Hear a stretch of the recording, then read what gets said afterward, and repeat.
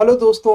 दी conceptual IAS लेके आए हैं साइंस एंड टेक्नोलॉजी का इंट्रोडक्टरी सेशन, जिसमें आप लोग समझेंगे कि साइंस एंड टेक की तैयारी कैसे करें। ठीक है, ये हिंदी मीडियम और इंग्लिश मीडियम दोनों मीडियम के लोगों के लिए है। ठीक है, आज हम लोग पार्ट 1 के तहत ये एनालाइज करेंगे कि साइंस टेक आपकी प्रिपरेशन में कितना वेट रखता है।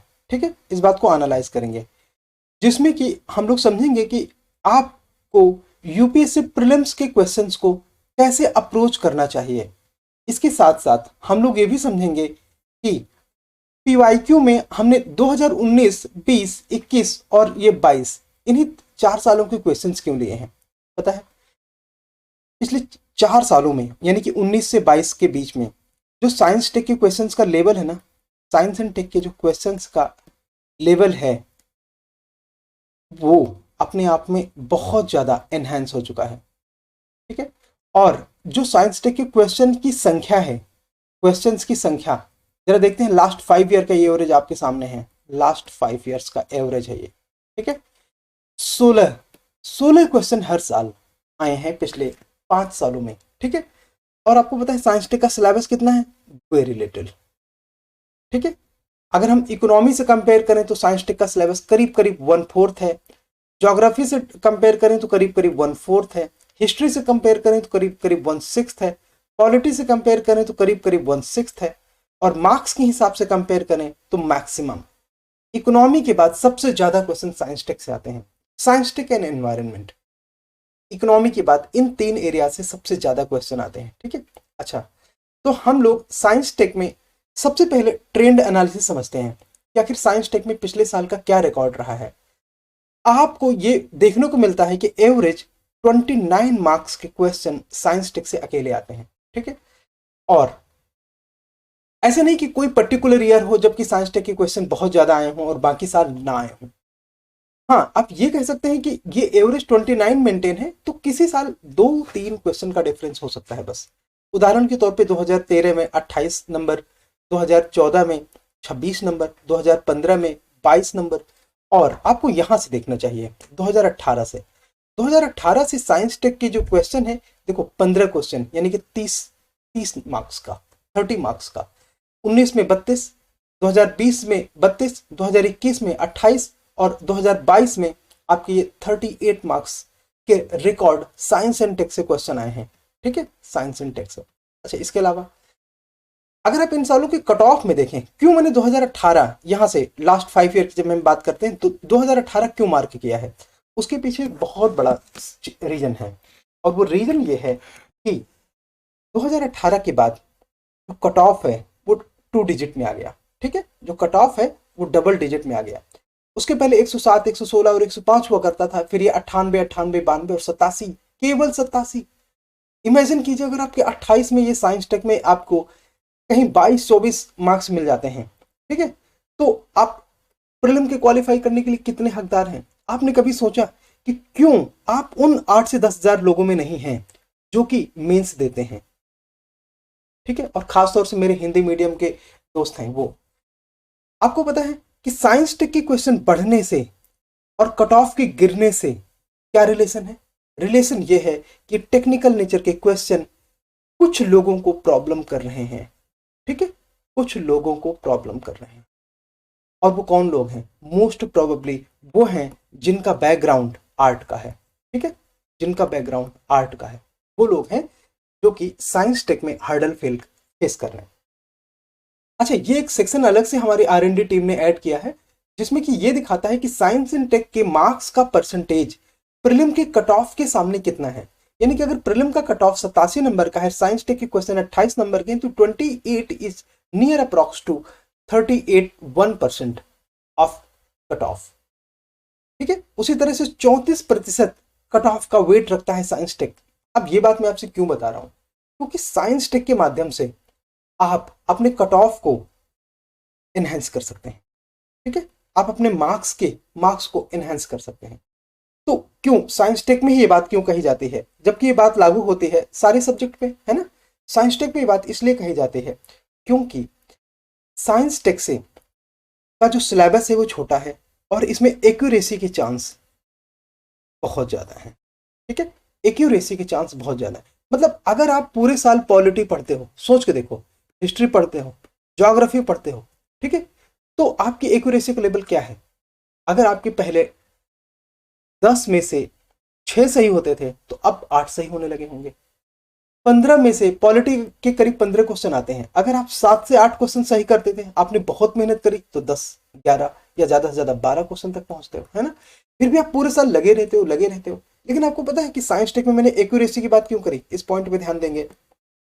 इसलिए क्योंकि यार अगर साइंस टेक में थोड़ी मेहनत कर लेते हो, कितने दिन की, करीब करीब 50 आवर्स की, साइंस टेक में अगर आप 50 आवर्स की मेहनत कर लेते हो तो, हाँ, केवल 50 आवर की मेहनत से काम नहीं होगा। एक बार मेहनत करेंगे तो एक बार कम से कम रिवाइज जरूर करेंगे। हमारे ही लेक्चर्स को अगर आप देख के रिवाइज कर लोगे, हम लोग साइंस टेक की पूरा सिलेबस कवर करने वाले हैं इसी प्रीलिम्स के पहले। कितना पहले? बहुत पहले, मतलब अप्रैल में सारा सिलेबस खत्म हो जाएगा, ठीक है।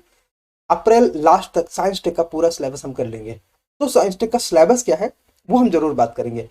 लेकिन मैं कह रहा हूं कि अगर आप 50 आवर्स ये और करीब 20 से 25 घंटे का रिवीजन कर लेते हो, ठीक है, तो आप ये मानो कि आपकी एक्यूरेसी बहुत आराम से 29 के रेस्पेक्ट में मैं बोल रहा हूँ, ये जो 29 का एवरेज है, इसमें आप आराम से 22 से 26 22 से 26 मार्क्स खींच सकते हो, गेन कर सकते हो। क्यों? क्योंकि इसका सिलेबस साइंटिफिक नेचर का है। अगर आपका ये एक बार कमांड आ गया तो आप इजिली इसमें पूरे के पूरे क्वेश्चन सही कर सकते हो, जो बात आप आर्ट्स के सब्जेक्ट में गारंटी नहीं कर सकते।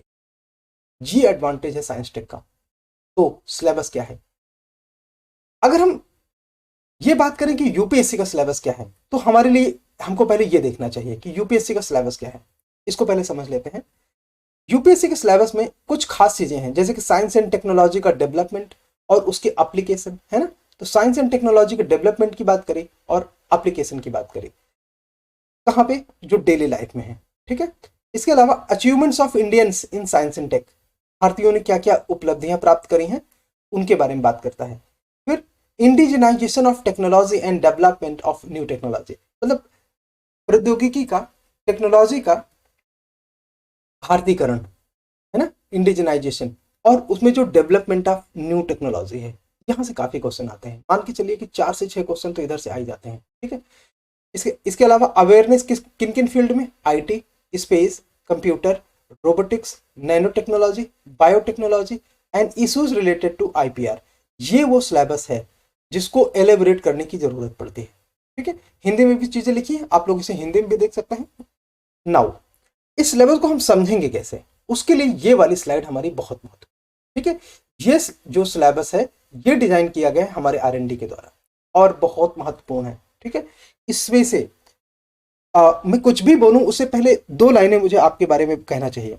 अगर आप इस वीडियो को अभी रोकना चाहते हैं, आप इसको आगे नहीं देखना चाहते, तो इस पर्टिकुलर स्लाइड का स्क्रीनशॉट ले लीजिए, ठीक है। और आप इतनी चीजें कवर कर लीजिए, कहीं से भी कवर कर लीजिए। हमारा मोटिव आपका कट ऑफ क्वालिफाई करवाना है बस, ठीक है। कट ऑफ को क्वालिफाई करवाना है और कोई मोटिव नहीं है। तो आप इस स्क्रीन का स्क्रीनशॉट ले लीजिए, ठीक है। आपको यह पता चल जाएगा कि पढ़ना क्या क्या है। आप उसको कैसे भी तैयार कर लीजिए, मैं आपको गारंटी देता हूं कि आपकी साइंस टेक में से 95% क्वेश्चन इस सिलेबस से कवर होगा, ठीक है। 95% क्वेश्चन इस सिलेबस। तो मैं आपको दिखाऊंगा कि हमारे कुछ बच्चे जिन्होंने पहले इन मेथड्स को फॉलो किया, उनके कट ऑफ किस तरह से इंप्रूव हुए, ठीक है। उनके कट ऑफ किस तरह से इंप्रूव हो गए, कितना? बहुत ज्यादा इंप्रूव हुआ। जिसको हम नेक्स्ट पार्ट लेके आएंगे ना, उसमें भी हम कुछ पीवाईक्यू करेंगे और 13 पॉइंट प्रिंसिपल हम नेक्स्ट पार्ट में फिर से डिस्कस करेंगे।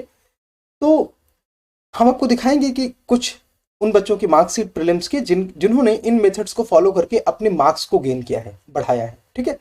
और आप उन लोगों से बाहर हो सकते हैं जो कई सालों की तैयारी के बाद कट ऑफ के 70 से 80 मार्क्स वाले रेंज में फंसे हुए हैं। आप उनसे बाहर हो सकते हैं अगर आप इतने टॉपिक को अच्छे से तैयार कर लेते हैं। तो अगर आप हमारे वीडियोस दोबारा नहीं देखना चाहते, इट्स ओके, नो प्रॉब्लम। लेकिन बस मैं ये आपसे कहूंगा कि आप इतने टॉपिक हैं जिनको आप तैयार कर लीजिए, कहीं से भी तैयार कर लीजिए, आपका काम हो जाएगा। ये टॉपिक कैसे डिसाइड करे गए हैं?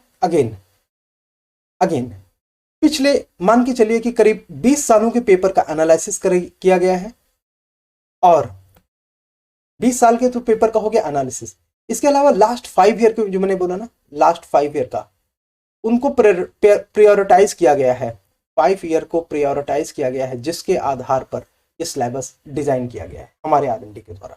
ठीक है, तो एक बार हम इस सिलेबस को अच्छे से देख लेते हैं एंड फिर ये देखते हैं कि आपका काम इसमें से कितना हो सकता है। ठीक है, एंड हम ये देखेंगे कि कुछ PYQ, जैसे हमने बोला था ना लास्ट 4 ईयर के 19, 20, 21, 22 के कुछ सिलेक्टेड PYQs जो थोड़े से ट्रिकी हैं, जटिल हैं, है ना, क्रिटिकल टाइप के हैं, उन थोड़े से PYQs को देखेंगे, सारे नहीं, 2 पार्ट में हम फिर भी कोशिश करेंगे कि 70% क्वेश्चन कवर कर लें। हाँ, हमने सिंपल क्वेश्चन छोड़ दिए हैं, क्योंकि मैं जानता हूं सिंपल क्वेश्चन आप अपने आप से ठीक कर सकते हो। ठीक है, चलो आओ देखते हैं IT और डिजिटल टेक्नोलॉजी में क्या क्या पढ़ना है।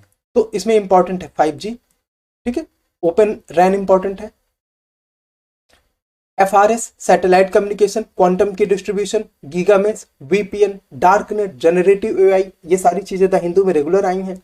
आर्टिफिशियल इंटेलिजेंस, TRP, ये टेलीविजन रेटिंग वाला है। ठीक है, artificial realities, virtual realities, 3D आपने बहुत पढ़ लिया, अब टाइम है 4D का। इसके अलावा हाँ, 4D प्रिंटिंग, RFID, eSIM क्या होता है, blockchain technology, NFTs, internet of things, cloud computing, ये सारे लेटेस्ट चीजें हैं जिनको हम कवर करने वाले हैं।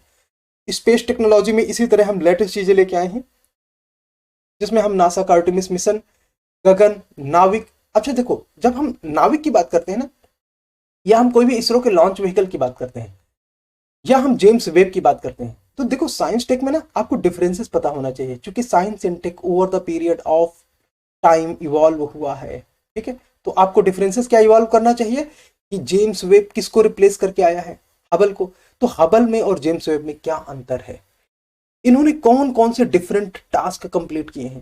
ठीक है, उसी तरह जब हम नाविक की बात करते हैं तो ये GPS से कैसे अलग है ना, GPS से अभी आप लोग यूज करते हो मोबाइल में GPS, है ना, PDU आने लगा है कुछ चाइनीज फोनों में, अदरवाइज आप GPS ज्यादातर फोन्स में यूज करते हो। नाविक अभी उतना पॉपुलर नहीं हुआ है इंडिया में एप्लीकेशन के पार्ट में, लेकिन आपको डिफरेंस पता होना चाहिए। ठीक है, एंड उसी तरह हम हेल्थ एंड डिसीज में वो सारे जो डिसीज अभी ट्रेंड में हैं उनसे रिलेटेड जो भी सॉल्यूशंस, जैसे कि मेडिसिन, वैक्सीनेशन, वो सारी एंटीबायोटिक्स, उन एंटी वायरल, ये सारी चीज जो डेवलप हुई हैं इनके बारे में हम पढ़ेंगे, इनके टेकी पार्ट को पढ़ेंगे, जो सबसे खास बात है ना। थ्योरीज केवल नहीं, थ्योरीज तो शॉर्ट में पढ़ेंगे, टेकी पार्ट को पढ़ेंगे।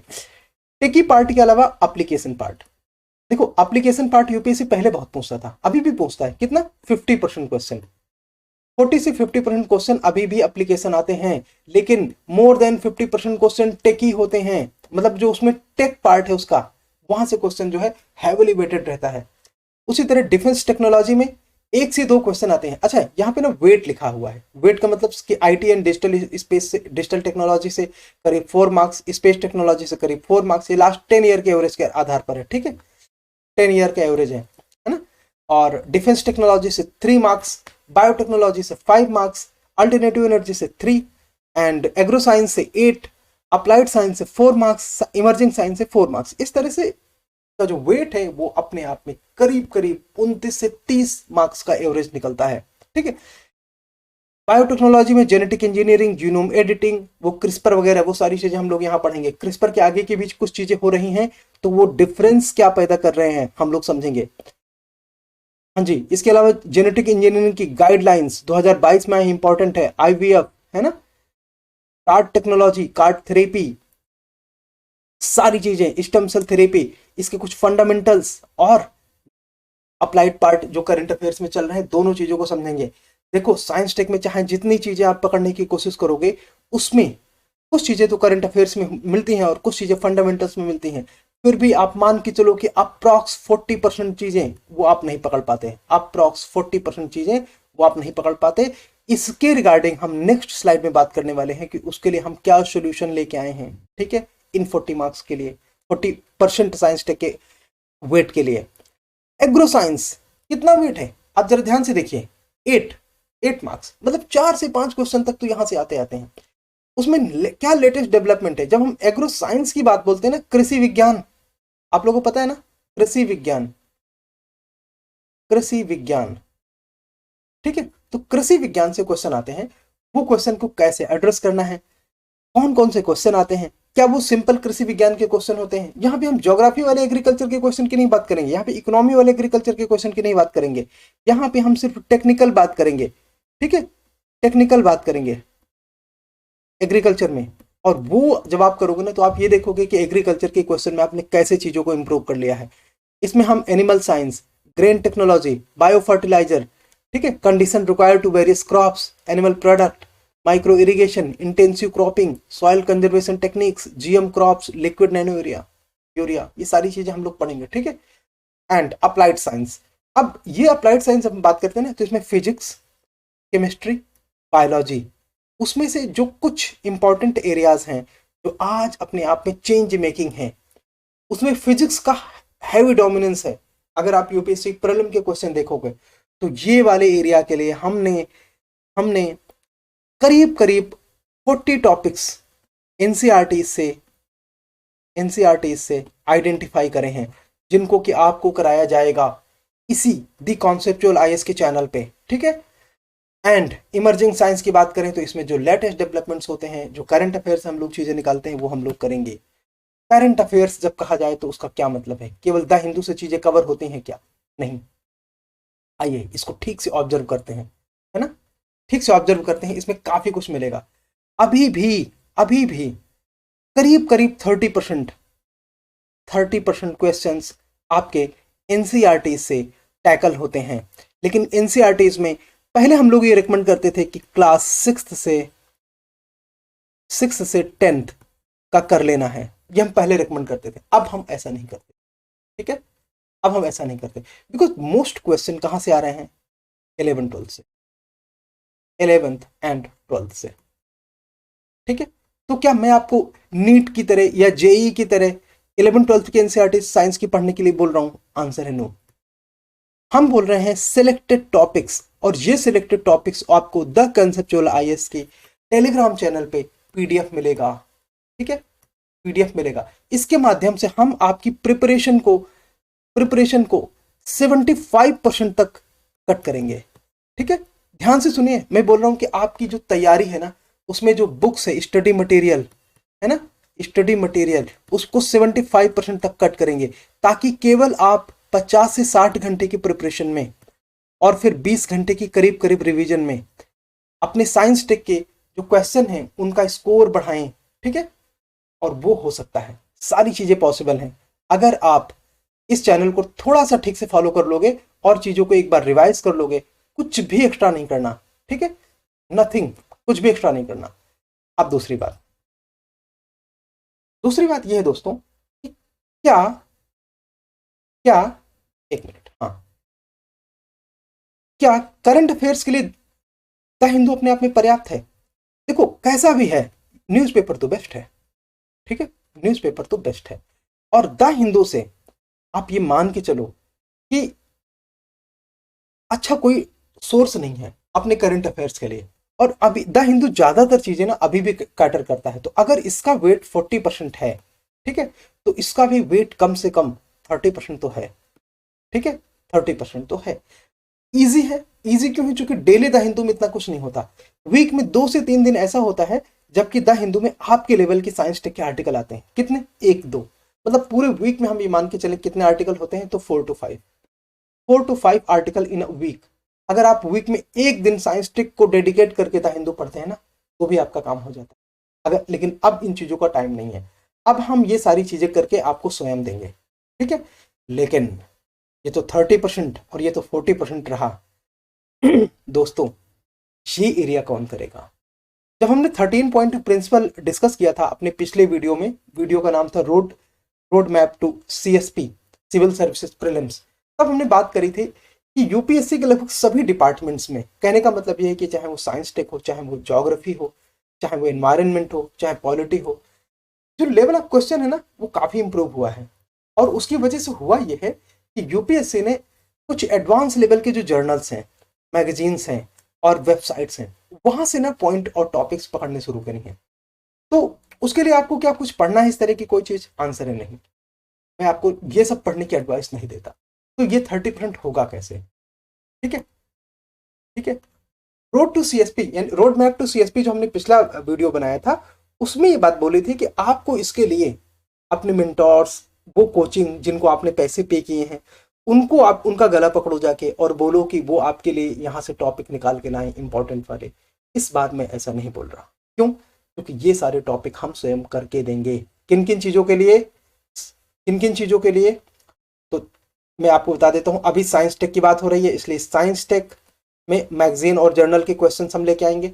एनवायरनमेंट के हाँ लेके आएंगे, टॉपिक्स आपको मिलेंगे, पीडीएफ मिलेंगे, ठीक है। इकोनॉमी एंड आईआर, ये 4 एरिया हैं। अगर आप इनसे क्वेश्चन का वेट देखेंगे तो इनसे आप ये मान के चलिए कि मोर देन 60% क्वेश्चन आते हैं यूपीएससी प्रीलिम में। आप चेक कर लो, मेरी कोई भी बात आप वेरीफाई कर सकते हो, ठीक है। डायनेमिक पार्ट है ये। इन डायनेमिक पार्ट्स में ये जो हमने जर्नल्स एंड वेबसाइट की बात करी है, ये दोनों चीज पॉइंट आप फिर से देखो, ठीक है।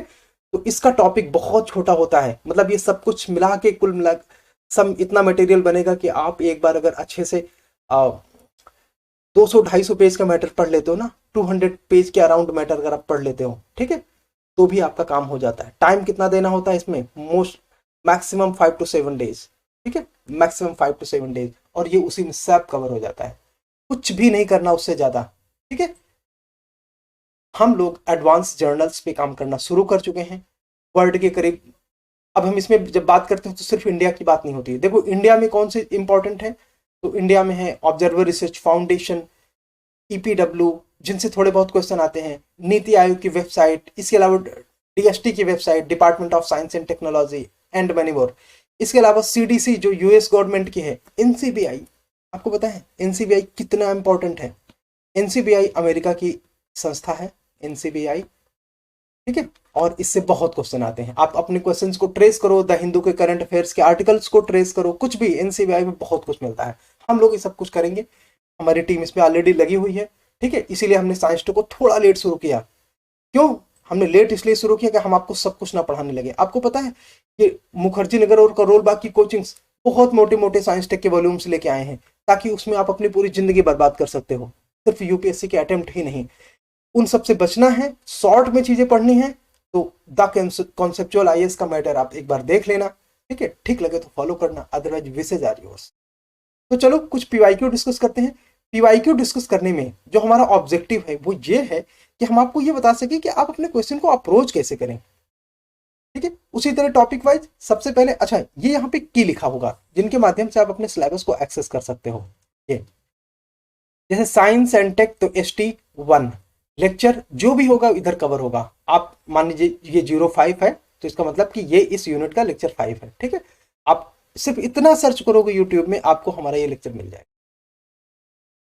तो सबसे पहला हमारा है डिजिटल टेक्नोलॉजी। अब डिजिटल टेक्नोलॉजी की हम बात करते हैं। इसमें हमारे जो क्वेश्चन आया है, जैसे हमने पहले भी बोला है कि जो क्वेश्चन लिए गए हैं वो 2019 से 22 के क्वेश्चन हैं बस, ठीक है। और इजी क्वेश्चंस को छोड़ दिया गया है, वो इजी क्वेश्चन आप आसानी से कर सकते हो। यहां पे हम बस सिर्फ उन क्वेश्चंस को लेके आए हैं जो क्वेश्चन थोड़े से ट्रिकी हैं। उतने क्वेश्चन में आप ये समझ लोगे कि क्या आप इन स्कोर्स को किस तरह से पकड़ना है, कैसे क्वेश्चंस पकड़ना है। और मैं फिर बोल रहा हूं, थोड़े से टॉपिक हैं वही बार बार आते हैं, ठीक है। चलो देखते हैं। हम लोग हिंदी और इंग्लिश दोनों का ध्यान में रखेंगे, ठीक है। तो आप लोग अपनी सुविधा के हिसाब से, जो आपको मीडियम कंफर्ट लगता है उसके हिसाब से चीजें देखेंगे। Consider the following communication technology. बात किसकी की जा रही है? कम्युनिकेशन टेक्नोलॉजी की, ठीक है। तो ये वो कम्युनिकेशन टेक्नोलॉजी है। इसमें हमें क्या पता लगाना है कि which of the following are considered short range technology. मतलब संचार प्रौद्योगिकी में कौन कौन सी लघु परास युक्तियां प्रौद्योगिकी मानी जाती हैं, ठीक है। तो closed circuit television, CCTV, CCTV तो जानते हो ना, ये वही सीसीटीवी। इसके अलावा RFID, ठीक है। इसके अलावा वायरलेस लोकल एरिया नेटवर्क है ना, वैन, ये 3 चीजें हैं। अब इनमें से कौन कौन से शॉर्ट रेंज टेक्नोलॉजीज हैं, शॉर्ट रेंज डिवाइसेस हैं, जरा ध्यान से देखो। वायरलेस लोकल एरिया, नाम में ही लिखा है लोकल एरिया। किसी बिल्डिंग के लिए होता है, किसी हॉल के लिए होता है, किसी लॉबी के लिए होता है, बस है ना। RFID कहाँ पे देखते हो, जब आप मॉल जाते हो ना और वो स्कैनर से स्कैन करता है और बार कोड रीड करता है, तो ये जो बार कोड रीडर है ये RFID पे बेस्ड है। उसी तरह जो फास्ट टैग है ना, फास्ट टैग ये भी RFID पे बेस्ड है। तो इनका डिस्टेंस कितना होता है, तो जो बार कोड रीडर है ना उसका तो कुछ सेंटीमीटर होता है। आपने देखा होगा ना, प्राइस टैग एकदम करीब लाके स्कैन करा जाता है ना, तो वो कुछ सेंटीमीटर होता है। अगर आप फास्ट टैग का देखो इसका कुछ मीटर होता है। सीसीटीवी कैमरा कितनी दूर के लिए होता है नॉर्मली, यस, सब मीटर है ना, कितना 50 to 100 मीटर। तो ये सब कुछ क्या शॉर्ट रेंज है, आंसर है यस। अगर आपने इतना समझा आपका काम हो गया, ठीक है। अच्छा, इसके अलावा और कौन कौन सी शॉर्ट रेंज डिवाइसेस हैं, तो यहां पे हमने एक लिस्ट पूरी दे दी है कि और कौन कौन सी शॉर्ट रेंज डिवाइसेस हैं। इनमें वो सारी चीजें नाम हैं, आप इनको देख सकते हैं। इनमें से कुछ हम जैसे कवर भी करेंगे कि कौन कौन सी शॉर्ट रेंज डिवाइसेस हैं, इनमें हम कुछ को कवर करेंगे अपने आने वाले लेक्चर्स में, ठीक है। कौन सी चीजें कवर करेंगे जो न्यूज में रही हैं, उनके टेकी पार्ट को भी हम लोग एड्रेस करेंगे और आपको बताएंगे कि कौन से वो टेकी पार्ट हैं जहां से यूपीएससी में आपका क्वेश्चन सही हो सकता है, ठीक है, जहां से वो सही हो सकता है। देखो पहली बात तो ये कि जब भी हम ये कहा जाए कि क्या क्वेश्चन के सारे स्टेटमेंट्स कठिन होते हैं, तो उत्तर है नहीं। क्वेश्चन में कोई एक या दो पॉइंट होता है जिसकी वजह से आपका क्वेश्चन सही नहीं हुआ, अदरवाइज क्वेश्चन आप सही कर लेते। तो हम उस पार्ट को एड्रेस करेंगे और उसको हम बोलते हैं कोर ऑफ द कोर, ठीक है। कोर ऑफ द कोर को हम एड्रेस करेंगे, ठीक है। ये एरोज और ये निशान याद रखो, इनको हम बार बार यूज करने वाले हैं आपके अंडरस्टैंडिंग को डेवलप करने के लिए। सो एक दो क्वेश्चन और लेते हैं। ये विजिबल लाइट कम्युनिकेशन क्या है, देखो कम्युनिकेशन के लिए आपको पता है ना कि पहले तो तारों के माध्यम से संचार होता था, है ना, इलेक्ट्रॉन्स का मूवमेंट हो रहा है, सीधी बात करें। फिर वेव्स तरंगों के माध्यम से, अब थोड़ा सा और एडवांस हो गया है, जैसे कि ब्लूटूथ की बात करें तो वो वेव के माध्यम से काम कर रहा है, सर्टेन डिस्टेंस में काम करता है। अगर आप 4G 5G ये वायरलेस टेक्नोलॉजी की बात करते हैं तो ये भी सब वेव्स के माध्यम से ही काम कर रही हैं। ये क्या है, विजिबल लाइट कम्युनिकेशन क्या है, लाइट के माध्यम से, लाइट के माध्यम से संचार प्रौद्योगिकी को ऑपरेट करना, है ना। यहाँ पे देखो दृश्य प्रकाश संचार, ठीक है, VLC। तो इसमें देखो आपको यह ध्यान रखना है कि लाइट की फ्रीक्वेंसी कहां ज्यादा रहती है, लाइट की फ्रीक्वेंसी कहां ज्यादा रहती है। तो जैसे एक रूम है, रूम के अंदर अगर आप लाइट ऑपरेट करो तो पूरे रूम में लाइट रहती है, लेकिन अगर आप एक ओपन एरिया में, खुले आकाश में एक LED या कोई भी लाइट लगाते हो तो उसका कितना डिस्टेंस होता है, देखो सर्टेन डिस्टेंस के बाद, कुछ मीटर के बाद, कुछ मीटर के बाद जो प्रकाश है ना वो एकदम धीमा होने लगता है। तो जितना धीमा होने लगेगा कम्युनिकेशन उतना इंटरप्ट होगा, मतलब डेटा उतना स्लो आएगा। जैसे आप अपने मोबाइल में डेटा चलाते हो ना, अभी आप लोग 4G 5G सब डेटा चला रहे हो तो डेटा तेज आता है ना, लेकिन आपको पता है VLC में डेटा और बहुत ज्यादा तेज आएगा, बहुत ज्यादा तेज, लेकिन ये सर्टेन डिस्टेंस तक आएगा। कुछ दूरी के बाद जहां जहां प्रकाश हल्का होने लगेगा डेटा आना स्लो हो जाएगा, डेटा इंटरप्ट होगा, ठीक है। चलो स्टेटमेंट से देखते हैं, अभी पता चल जाएगा। VLC uses electromagnetic spectrum wavelength, ये इलेक्ट्रोमैग्नेटिक स्पेक्ट्रम फंडामेंटल फिजिक्स का पार्ट है, हम लोग ये डिस्कस करेंगे। इलेक्ट्रोमैग्नेटिक स्पेक्ट्रम से बहुत क्वेश्चन आते हैं, किसी न किसी फॉर्म में कोई ना कोई क्वेश्चन आता ही है ना। एक बार इसको समझ लेंगे, कुछ 15-20 मिनट लगेगा समझने में, हम इसके सारे वेवलेंथ पढ़ लेंगे, हमको चीजें समझ में आ जाएंगी। इसी से रिलेटेड है 4G, इसी से रिलेटेड है 5G, इसी से रिलेटेड है इंफ्रारेड, हर साल आता है ना, आपने क्वेश्चन देखे हैं तो आपको पता होगा, ठीक है। तो अगर विजिबल लाइट की बात करें तो विजिबल लाइट का अगर आपको एंगस्ट्रॉम पता है तो आपका काम हो जाएगा कि कितना वेवलेंथ है, 375 से 780 nm के आसपास शायद। दूसरा, VLC is known as long range optical wireless network. Long range कैसे हो सकता है, 4G 5G तो लॉन्ग रेंज हो सकते हैं, है ना, कि एक डिलही को पूरे एक नेटवर्क में कवर लिया जा सकता है कवर में, लेकिन ये तो एक रूम के लिए है, एक बड़े हॉल के लिए है, क्योंकि लाइट्स कहाँ के लिए यूज की जाती है, क्या आपने कभी सुना कि हाँ लाइट पूरे कॉलोनी के लिए एक ही लाइट है, ऐसा नहीं होता ना। तो ये लॉन्ग रेंज नहीं हो सकता। अब अगर आप 2 को एलिमिनेट करो, एलिमिनेटेड, एलिमिनेटेड एंड एलिमिनेटेड, मतलब आप आंसर तक तो इसी से पहुंच गए। सी कितना इजी क्वेश्चन आता है साइंस टेक में, अगर आपका थोड़ा सा कमांड है, थोड़ा सा ध्यान लगा लिया बस। चलो फिर भी हम बाकी की स्टेटमेंट चेक करते हैं। VLC can transmit large amount of data, हाँ लार्ज अमाउंट, क्योंकि ये प्रकाश पे है। आपको पता है light is the fastest thing universe in the universe known. ब्रह्मांड में अब तक की जानी गई सबसे तेज चलने वाली चीज क्या है? लाइट। ठीक है, सबसे तेज 3 इंटू 10⁸ 3 × 10⁸8 मीटर पर सेकेंड की स्पीड से लाइट चलती है। ठीक है, एक और देख लेते हैं। सही है, VLC has no electromagnetic interference. Yes, चूंकि इलेक्ट्रोमैग्नेटिक वेव का यहाँ कोई लेना देना ही नहीं है ना, तो इसमें इसका कोई इंटरफेरेंस होगा ही नहीं। बिल्कुल सही, तब तो कोई बात नहीं, तब तो सी ही सही है। और देखते हैं। ठीक है, अगर आपको डिटेल में आंसर पढ़ना है तो आप इसको एक बार देख लेना।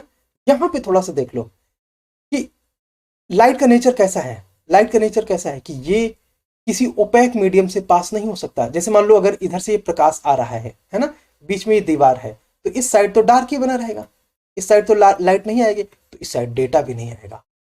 VLC का जो डेटा है इस साइड नहीं आएगा।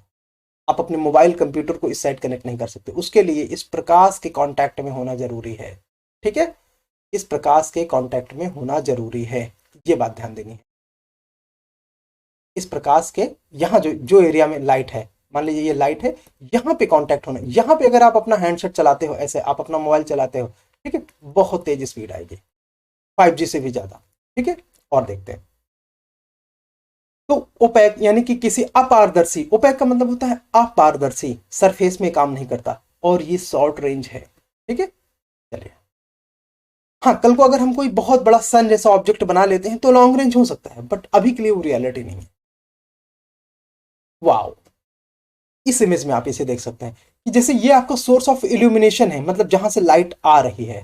ठीक है, जहां से लाइट आ रही है ये वो मीडियम है, तो एक हॉल के लिए आइडियल है। ठीक है, और स्पीड देखिए मोर देन 10 GB पर सेकेंड, ये है इसकी कैपेसिटी। ठीक है, तो क्या ये इस दीवार के बाहर लाइट जा रही है? आंसर नहीं। ये जो दीवार है ना चारों तरफ, ये जो दीवार है ना, इसके बाहर लाइट नहीं जा रही, तो वहां पे स्पीड अपने आप नहीं आएगी। इस विंडो को दूसरी साइड लाइट जा रही है, हाँ जा रही है, तो वहां पे डेटा आएगा, लेकिन डेटा कम आएगा बिकॉज लाइट कम। सीधी सी बात है। एक क्वेश्चन और। हाँ, with the present state of development, यहां पे देखेंगे आप लोग अपने अपने मीडियम के हिसाब से पढ़ते रहिए questions. With the present state of development, artificial intelligence can effectively do away of the following things. Artificial intelligence क्या क्या कर सकता है? Can do which of the following things? Artificial intelligence can effectively do which of, क्या क्या कर सकता है AI? आपको पता है, पहले तो आपको AI पता होना चाहिए। आर्टिफिशियल इंटेलिजेंस, ये आई का मतलब होता है इंटेलिजेंस, है ना, बौद्धिकता, इंटेलिजेंस जो ह्यूमन में होता है, अदर स्पीसीज में भी होता है। ह्यूमन अपने आप में one of the most intelligent species ever earth have. तो आर्टिफिशियल का क्या मतलब है? मतलब कि वो इंटेलिजेंस, देखो हिंदी में तो कृत्रिम बुद्धिमत्ता कहते हैं, बट इससे कुछ समझ में नहीं आया ना। वो इंटेलिजेंस जो आर्टिफिशियली डिजाइन किया गया है, ये आपको पता है ना, डेटा टेक्नोलॉजी के आ जाने के बाद से इंटेलिजेंस को आर्टिफिशियली बहुत एडवांस कर दिया गया है, बहुत एडवांस लेवल पे डेवलप कर दिया गया है। तो इसके बाद आर्टिफिशियल इंटेलिजेंस वो सारे काम जो ह्यूमन कर सकता है, जो ह्यूमन कर सकता है, उनको एनहांस कर चुका है। हाँ, लेकिन हम फिर भी ये नहीं कह सकते, ऑल इन ऑल नहीं कर सकते, because human is the most intelligent. ठीक है, human is the most intelligent. अगर हम पल भर के लिए ह्यूमन को डिवाइस बोलते तो ये हम कह सकते हैं कि human is the most intelligent device. तो ऑल इन ऑल तो नहीं हो सकता, लेकिन बहुत सारे वर्क जो ह्यूमन कर सकता है उनको आर्टिफिशियल इंटेलिजेंस एनहांस कर सकता है। इसको समझने के लिए हम एक एक स्टेटमेंट्स को देख लेते हैं एंड फिर देखते हैं कि क्या काम हमारा हो पाया। Bring down electricity consumption in industrial unit. देखो इंडस्ट्रियल यूनिट में पावर का यूज बहुत ज्यादा है, तो मिस यूज भी बहुत ज्यादा है। ठीक है, जैसे कहीं पे अगर इलेक्ट्रिसिटी का यूज पूरा हो चुका है तो जरूरी है कि वहां पे पावर को कट कर दिया जाए। ठीक है, लेकिन ह्यूमन की प्रेजेंस एक सर्टेन ड्यूरेशन में हो सकती है, जब उसको पता चलता है चीजें कि यहाँ पे क्या ऑपरेशन पूरा हो गया है, उस मिसयूज को प्रिवेंट करके एआई पावर कंजम्पशन को कम कर सकता है। ठीक है, पावर। अच्छा, इसके अलावा और जो ओवर यूज ऑफ पावर है ना, जो ड्रेन हो जाता है पावर, उसको भी ये कम कर सकता है। तो पहला तो सही हो गया। दूसरा, अच्छा ऐसे स्टेटमेंट्स में आप एक गलत स्टेटमेंट फाइंड आउट करने की कोशिश करो। अगर आपको सच में एक गलत स्टेटमेंट मिल गया ना, इधर आधे स्टेटमेंट्स हाँ, इधर आधे ऑप्शन बाहर हो जाएंगे, यहाँ पे 4 ऑप्शन है ना, तुरंत बाहर हो जाएंगे, एक गलत मिलते हैं। ठीक है, तो अभी हमको आंसर नहीं पता तो इसको हम ऐसे कर देंगे। ठीक है, ओ सॉरी, नहीं नीचे नहीं देखना, आप लोग ईमानदार लोग हैं ना, तो नीचे नहीं देखेंगे। एक सेकेंड,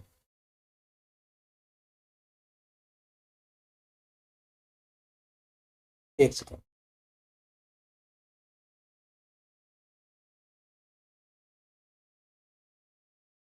हाँ, सब बिल्कुल मिट्टी हो गया, इसमें तो आपको आंसर ही पता चल गया, भूल जाओ जल्दी से। Create a meaningful short stories. Short story, देखो ह्यूमन स्टोरीज लिखता है ना, तो ह्यूमन की जो स्टोरीज हैं उनके पैटर्न्स और उनके कैरेक्टर्स के आधार पर ये मल्टीपल तरीके से उसको अप्लाई कर सकता है। ठीक है, बिकॉज ये भी बौद्धिकता है, आर्टिफिशियली है, फास्ट है, एडवांस है, तो ये कर सकता है। डिसीज डायग्नोसिस, बिल्कुल जिस तरह ह्यूमन डायग्नोस करता है, ये बहुत माइक्रो लेवल पे वो चीज डायग्नोस कर सकता है। टेक्स्ट टू स्पीच, जो आप बोलते हो, जो आप लिखते हो, तो जो आप लिखते हो उसको स्पीच में कन्वर्ट कर सकता है। हम लोग इसे कितना यूज करते हैं, है ना, ऑर्डिनरी तरीके से। एआई तो बहुत एडवांस लेवल पे चीजें कर सकता है। चैट जीपीटी इसका एग्जांपल है, आप लोग यूज कर रहे हो ना चैट जीपीटी। ठीक है, और wireless transmission of electrical energy, सब कुछ पॉसिबल है। ठीक है, let's see, D will be the answer. Answer तो वैसे भी आपने देख लिया था। हाँ, इसे आप देख सकते हैं, इसमें से आपको कई सारी इंपॉर्टेंट इंफॉर्मेशन मिलेंगी। चलो, अब सही है। With reference to blockchain technology, important है ब्लॉकचेन टेक्नोलॉजी। ठीक है, ब्लॉकचेन टेक्नोलॉजी के बारे में समझना है कि ब्लॉकचेन टेक्नोलॉजी के बारे में इनमें से कौन कौन से स्टेटमेंट सही हैं। It is a public ledger, तो देखो ऐसे छोटे छोटे ब्लॉक्स होते हैं और ये आपस में कनेक्ट होते हैं। ठीक है, और भी हो सकते हैं, ये आपस में कनेक्ट है। ठीक है, अब ये इस पे कनेक्ट है ना कि ये इनकी अपनी चॉइस है, कनेक्ट है तो ऐसे भी कनेक्ट हो सकते हैं मल्टीपल। ठीक है, छोटे छोटे ब्लॉक्स हैं, इन सब में कोई भी अगर ट्रांजैक्शन हो रहा है तो वो जो डेटा है ना वो दोनों में स्टोर होता है। तो इसे हम ब्लॉक, और ये चेन बना है तो ब्लॉक चेन कहते हैं। इसको डिटेल से पढ़ेंगे, एग्जांपल्स के साथ पढ़ेंगे, एनिमेशंस के साथ पढ़ेंगे। अच्छा हाँ, ये मैंने नहीं बताया था, हम लोग साइंस टेक में ना एनिमेशंस लेके आ रहे हैं, तो उसमें आप ना टेक्नोलॉजी को ज्यादा अच्छे से सिमुलेट कर पाओगे, विजुअलाइज कर पाओगे, फील कर पाओगे। ठीक है, और अच्छा देख लेते हैं पहले क्वेश्चन। तो ये क्या है, it is a public ledger. हाँ, पब्लिक लेजर है, जिस तरह अभी मैंने छोटे छोटे ब्लॉक्स में बनाया। एवरीवन, यानी कि जो उस लेजर में है उनमें से एवरीवन कैन इंस्पेक्ट, देख सकता है पूरा। Yes, which no single user control, कोई यूजर कंट्रोल नहीं करता सिंगल, बिल्कुल सही है, क्योंकि सारे ब्लॉक्स के पास डेटा है, वो अपने हिसाब से चीजें कर सकते हैं। तो ये पूरे लेजर को कोई कंट्रोल नहीं कर सकता। ठीक है, अच्छा मान लीजिए कि अगर कोई अपने सिस्टम में कोई कोई चेंज करता है तो उससे दूसरे के सिस्टम में वो चेंज नहीं होता। इसीलिए जो भी ट्रांजैक्शन या जो भी डेटा है उसको मैनिपुलेट नहीं किया जा सकता, उसको मैनिपुलेट नहीं किया जा सकता। The structure and design of blockchain is such that all data in it are about cryptocurrency only. See, cryptocurrency एक करेंसी है जो ब्लॉकचेन पे बेस्ड है। इथेरियम और बहुत सारी ऐसी करेंसीज हैं, मोर देन 100, 100 से ज्यादा हैं, करीब 400 से भी ज्यादा हैं, मोर देन 400 करेंसीज हैं जो कि ब्लॉकचेन पर बेस्ड हैं। तो ओनली क्रिप्टो करेंसी पे कैसे होगा? अच्छा, ये देखो एक्सट्रीम वर्ड्स है ना, इन पे भी सतर्क हो जाते हैं आप लोग थोड़ा सा। हाँ, लेकिन ब्लाइंड ट्रस्ट नहीं करेंगे, आजकल एक्सट्रीम वर्ड्स वाले सही स्टेटमेंट भी आने लगे हैं। बट ये केवल क्रिप्टो करेंसी के बारे में तो नहीं है। ठीक है, केवल क्रिप्टो करेंसी के बारे में नहीं है।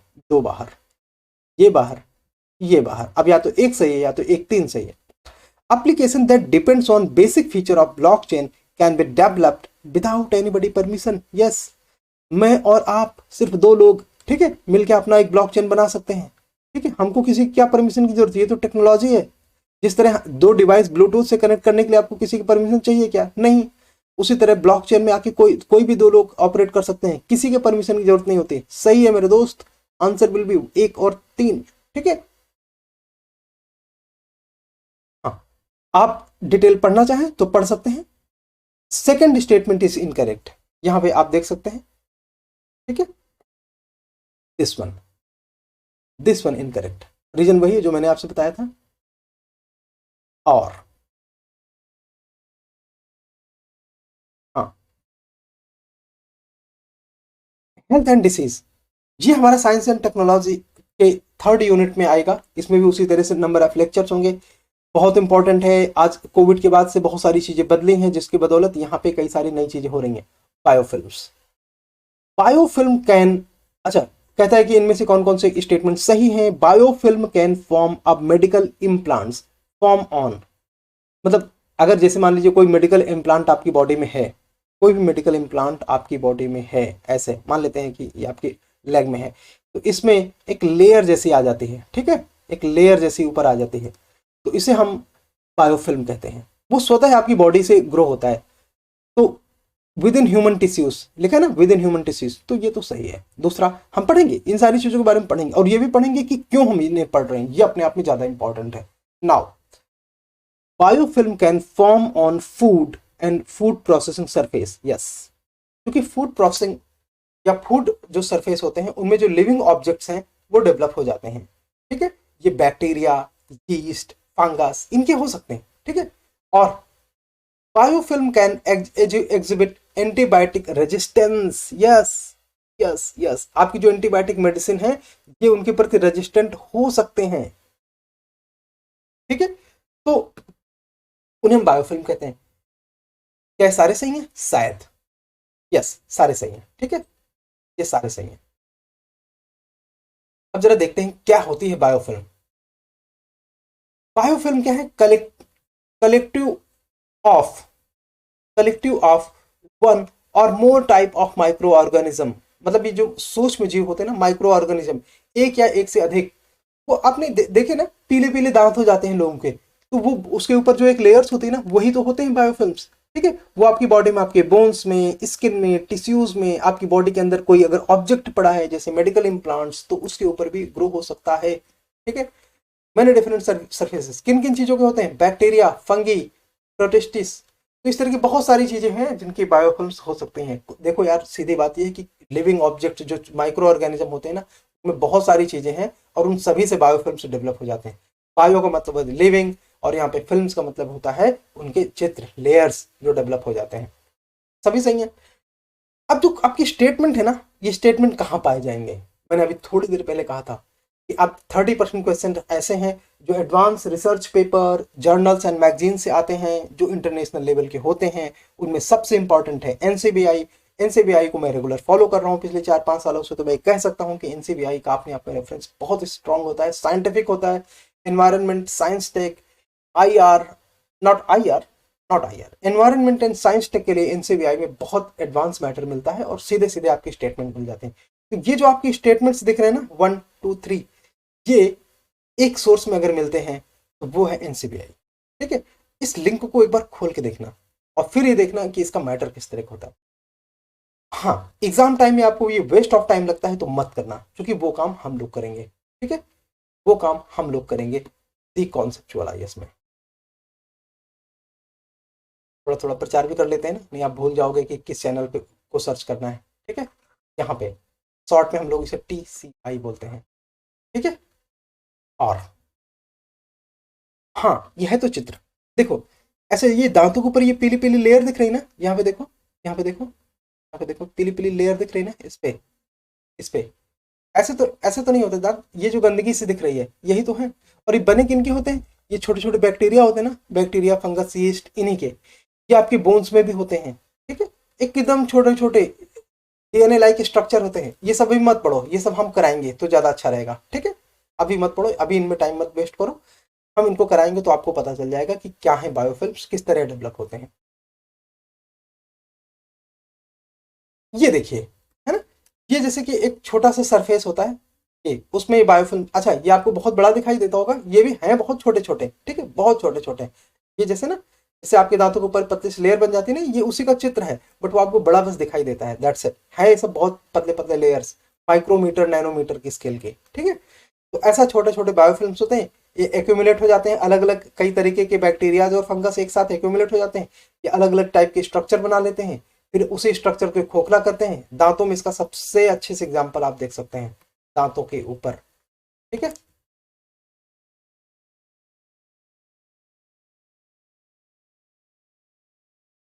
अच्छा हाँ, इसके अलावा देखो क्वेश्चन क्या है, adeno virus have single stranded DNA, इनमें से कौन कौन सी स्टेटमेंट सही है? तो adeno virus have single stranded DNA genome where retro virus have double stranded genome.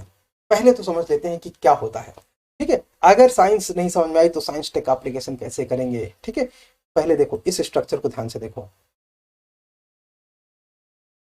इसमें ये पेयर होते हैं आरएनए जैसे।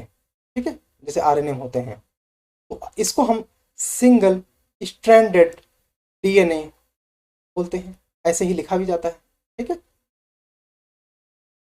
ऐसे सिंगल स्टैंडर्ड डीएनए। वहीं पे अगर ये ऐसे हो, ऐसे, और इसमें से ये बॉन्ड्स लगे होते हैं और ये आपस में कनेक्ट होते हैं। ठीक है, ये पेयर जुड़े होते हैं ऐसे एक दूसरे से, ये, तो इसको हम डबल हेलिक्स बोलते हैं। डबल हेलिक्स, डबल हेलिक्स या डबल स्ट्रैंडेड डीएनए। ठीक है, ऐसे ही लिखा लिखा भी जाएगा। ठीक है, डबल स्ट्रैंडेड डीएनए ऐसे लिखा जाएगा। इनमें डिफरेंस क्या है? ये स्टेबल होता है, ये कैसा होता है? स्टेबल, मतलब इसका जो शेप है वो आसानी से नहीं बदलता। ये इनस्टेबल होता है, इनस्टेबल, मतलब इसका शेप बदलता रहता है। और पता है इसका शेप बदलता रहता है, इसीलिए एचआईवी का जो वायरस है, ठीक है, उसके प्रति, उसके अगेंस्ट में वैक्सीन नहीं बन पाई, क्योंकि वैक्सीन वैक्सीन इसके शेप को नहीं पकड़ पाती, इस डीएनए की शेप को नहीं पकड़ पाती, क्योंकि ये इसका शेप बदलता रहता है, क्योंकि ये मैंने अभी बोला इनस्टेबल है। और इसीलिए एचआईवी की वैक्सीन नहीं बनाई जा सकी है, एचआईवी की वैक्सीन नहीं बनाई जा सकी। ये स्टेबल होता है, तो इस केस में क्या होता है कि इसको काउंटर करने के लिए वैक्सीन बनाई जा सकती है, इसका शेप बहुत आसानी से नहीं बदल जाता। ठीक है, इतनी कहानी समझ गए ना? अगर इतनी कहानी समझ गए तो अब स्टेटमेंट मेरे साथ पढ़ो, अपने अपने मीडियम के हिसाब से पढ़ लो। Adeno virus have single stranded DNA genome. Single stranded है क्या, ऐसा है क्या, ये देखते हैं। Whereas retro virus have double stranded DNA. अब देखो, अगर आपको ये पता है ना कि रेट्रो वायरसेस एचआईवी के सामने वजह से ही पॉपुलर है, तो इसमें डबल कैसे हो सकता है? ठीक है, थोड़ी सी इंफॉर्मेशन तो चाहिए, फिर काम हो जाएगा। Common cold is sometime caused by an adenovirus, whereas AIDS is caused by retrovirus. तो एड्स का तो रेट्रो वायरस ऑप्शन सही है, मतलब हम ये कह सकते हैं कि यहां से पहला तो पक्का गलत है। ठीक है, यानी कि ये बाहर और ये बाहर। ठीक है, अब या तो दोनों गलत हो सकते हैं या केवल दो सही हो सकते हैं। एड्स रेट्रो वायरस से कॉज होता है, ये सही है। ठीक है, तो मोस्ट प्रोबेबली इसका बी आंसर होना चाहिए। सो आंसर नीचे आ गया है, आप देख सकते हैं, इसका बी आंसर है। ठीक है, इसका ये सही है। इसी तरह चीजों को साइंस टेक को समझना है। हम, मैंने बताया ना कि हम एनिमेशंस और विजुअल्स का स्मार्टली यूज करने वाले हैं, आपको सारी चीजें पकड़ में आ जाएंगी। ठीक है, अब साइंस डायरेक्ट और हेल्थ लाइन नाम की जो वेबसाइट है, उनमें इनके बारे में सही से डिस्क्रिप्शन मिलता है, हम लोग उसको फॉलो कर रहे हैं रेगुलर। थोड़ा सा देख लेते हैं इसके बारे में, क्योंकि यहाँ पे अगर आप अपना टाइम इन्वेस्ट कर रहे हैं तो कुछ ज्ञान तो लेके जाओ। Adenoviruses are group of common viruses that infect your the lining of your eye, airways, airways का मतलब ये जो आपका आहार श्वास नाल है, lungs, intestines, urinary tract, nervous system, मतलब ये आप नॉर्मली जुकाम बुखार और कॉमन कोल्ड इन्फेक्शन के टाइम में जो चीजें देखते हैं, ये सब एडिनोवायरस के द्वारा होता है। दे आर कॉमन, हाँ, there are common causes of fever, cough, sore throat, ये जो आपका गला खसखस करने लगता है, डायरिया, पिंक आई, जो आंखों में रेडनेस आ जाती है ना। Infection happen in children more often than adult, बच्चों में जल्दी होता है, but anyone can get them, कोई भी इनके चक्कर में फंस सकता है। पहला स्टेटमेंट गलत है, क्यों? क्योंकि सिंगल लीनियर या single stranded molecule of double stranded DNA कौन होते हैं? एडिनोवायरस। ठीक है, रेट्रोवायरस अपने आप में सिंगल स्टैंडर्ड होता है, जिसके बारे में मैंने बात करी थी अभी। दूसरा, H I V is classified as retrovirus, इतना पता है तो काम हो जाएगा। ठीक है, और देखते हैं।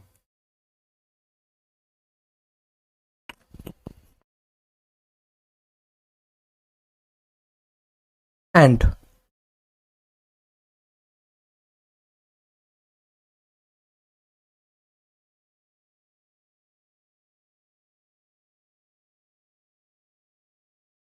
एक सेकंड, बस एक सेकंड। हाँ, सिंगल स्टैंडर्ड, देखो ये एग्जांपल मैंने बोला था ना, ये सिंगल स्टैंडर्ड का है ना, ये डबल स्टैंडर्ड का है। डबल हेलिक्स भी बोलते हैं इसको, सिंगल हेलिक्स बोलते हैं, ठीक है। तो ये उस तरह से हो गया। हाँ, ऐसे यानी कि single standard DNA is usually stellate and it is linear, ठीक है, इट इज लीनियर।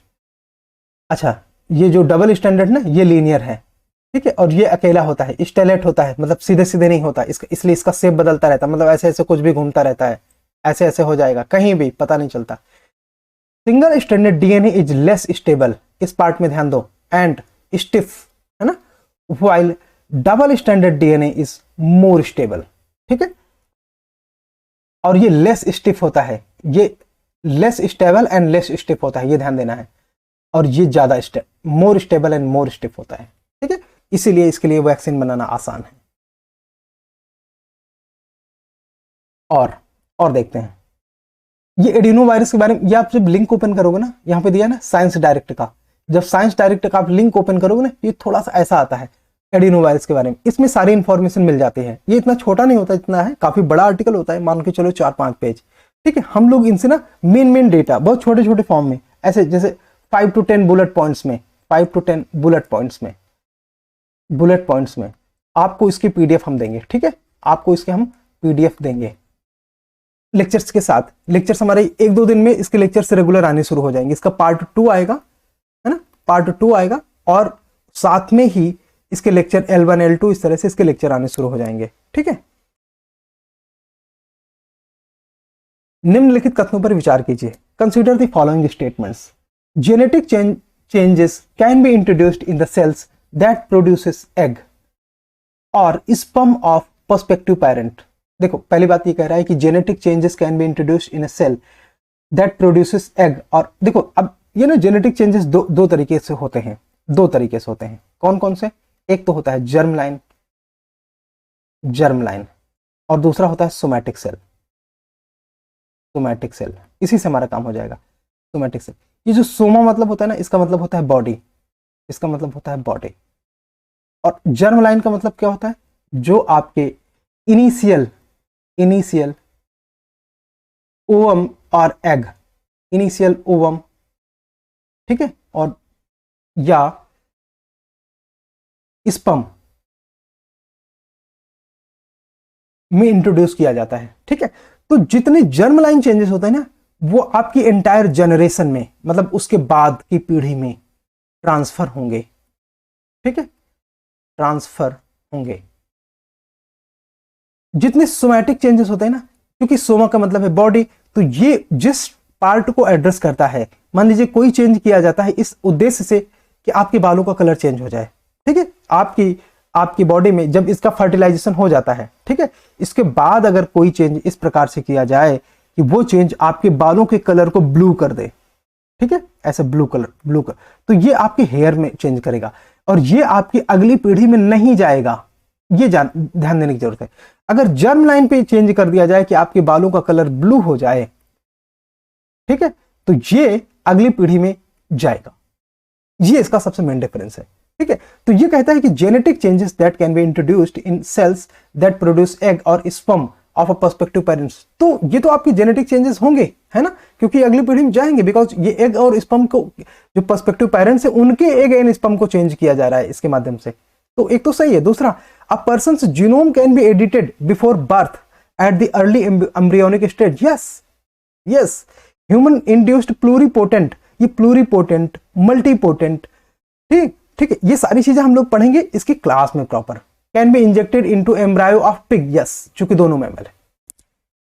स्पीसीज के केस में मैंने आपसे पिछली, ये आप लोग तो खैर अभी जो नए लोग देख रहे हैं इनको नहीं पता होगा, लेकिन जो लोग पहले से हमसे जुड़े हैं ना, उनको मैंने बोला था कि हाँ, कई जगह मैंने वो टीचिंग करी है ना, ऑफलाइन और ऑनलाइन भी करी है, एंड ऑनलाइन में ज़्यादा उसमें किया है, जो ऐप होते हैं ना, कोचिंग वालों के जो ऐप होते हैं, वहाँ पे ऐप होते हैं, वहाँ पे वो आप एक्सेस नहीं कर सकते, इसीलिए तो हम ये अपना बना के लाए हैं कि इसमें यूट्यूब में सभी लोग एक्सेस कर लोगे। उसमें मैंने बोला है कि देखो, अगर एक ही स्पीसीज हैं तो उनमें इतनी सिमिलरिटी होती है कि एक दूसरे के जेनेटिक फीचर्स को इंट्रोड्यूस किया जा सकता है, क्योंकि पिग और ह्यूमन दोनों मैमल होते हैं, इनमें मोर देन 90% की सिमिलरिटी होती है, मोर देन 90% की सिमिलरिटी होती है। तो जो प्लूरिपोटेंट सेल्स होते हैं, वो सेल्स में जो कुछ फंडामेंटल चेंज लेके आते हैं, उनको इंजेक्ट किया जा सकता है एम्ब्रियो ऑफ पिग में। यस, ठीक है। कौन कौन से सही हो गए? सारे सही लग रहे हैं। डी, यस, ठीक है।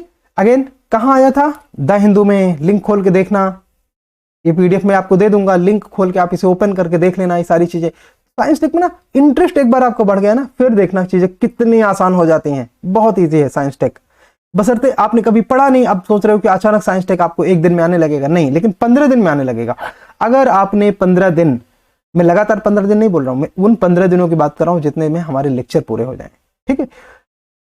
कितने लेक्चर आएंगे? करीब करीब 30 लेक्चर्स के करीब करीब आएंगे, और 30 लेक्चर में हम लोग साइंस टेक को फिनिश कर देंगे, ठीक है। मतलब साइंस टेक में अगर आप अभी तुक्केबाजी करने आओगे ना, तो हो सकता है आपके 5 क्वेश्चन भी नहीं सही हो, लेकिन अगर आपने 30 लेक्चर देख लिए तो इसके बाद आपकी एक्यूरेसी मोर देन 15 क्वेश्चन की रहने वाली है, ठीक है। बाकी 13 पॉइंट प्रिंसिपल फॉलो कर लेना, जो हमने रोड मैप टू सीएसपी में बताया था, आपका काम हो जाएगा। चलिए, the Hindu is wonderful source, image देखिए लिया गया है, द हिंदू से ही आया था, ठीक है। ये सारी चीजें खैर हम अभी नहीं ज्यादा एक्सप्लेन करेंगे, इनको तभी पढ़ा जाएगा तब ज्यादा मजा आएगा, ठीक है। कि कौन सा जेनेटिक चेंज होता है, किस समय होता है, किस तरह से काम करते हैं, क्रिस्पर वगैरह सब चीजें हम लोग डिस्कस करेंगे, तब ज्यादा मजा आएगा। देखो बस यहाँ पे ये दिखाया गया है कि ये जेनेटिक चेंज करके इंट्रोड्यूस कर दिया जाता है नए उसमें, और वो आपके उसका पार्ट हो जाता है, दैट्स इट। ये पेप्टाइड, पॉलीपेप्टाइड, जितने चेन रिएक्शन होते हैं ना, वो सब हम लोग पढ़ेंगे। Yes, what is the importance of using pneumococcal conjugate vaccine in India? Pneumococcal conjugate vaccine को भारत में इस्तेमाल करने के क्या अपने आप में एडवांटेज हैं? These vaccine are effective against pneumonia, इसी से तो वो न्यूमोकोकल बना है, ठीक है। देखो, निमोनिया से बना है न्यूमोकोकल, कॉन्जुगेट का मतलब होता है संयुक्त, मतलब ये कई सारी बीमारियों को टारगेट करता है। देखो शब्दों से चीजें कैसे पकड़ में आती हैं, है ना। और वैक्सीन है तो ये प्रिवेंटिव होगा। देखो वैक्सीन का मतलब ही होता है प्रिवेंटिव। अब देखो मेडिसिन अगर आपने या मेडिकल साइंस आपने थोड़ा सा पढ़ा है, तो इसमें क्या होता है, 2 चीजें होती हैं, प्रिवेंटिव, क्यूरेटिव। क्यूरेटिव का मतलब होता है क्योर करने के लिए, मतलब ठीक करने के लिए। बीमारी आ गई है तो अब उसे ठीक करना है, तो क्यूरेटिव थेरेपी होती है। प्रिवेंटिव मतलब बीमारी की आशंका है, ठीक है। जैसे कोविड फैल गया तो आपको कोविड होने का इंतजार नहीं किया जाएगा, उसे प्रिवेंट करने के लिए हम प्रिवेंटिव थेरेपी का इस्तेमाल करेंगे। तो वैक्सीन प्रिवेंट करने के लिए होता है, तो हम उसे प्रिवेंटिव बोलते हैं। टैबलेट्स, कैप्सूल्स, इंजेक्शंस ज्यादातर ठीक करने के लिए होता है, कि जैसे आपको बुखार आ गया तो ठीक करने के लिए आपने पैरासीटामोल खा लिया, तो वो क्यूरेटिव होता है, ठीक है। तो वैक्सीन अपने आप में प्रिवेंटिव थेरेपीज होती हैं। तो हाँ, न्यूमोकोकल कॉन्जुगेट वैक्सीन के बारे में, these vaccine are effective against pneumonia as well as meningitis and sepsis.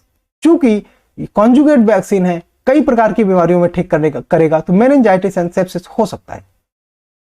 Dependence on antibiotics that are not effective against drug resistant bacteria can be reduced. Yes, देखो है क्या कि जो एंटीबायोटिक्स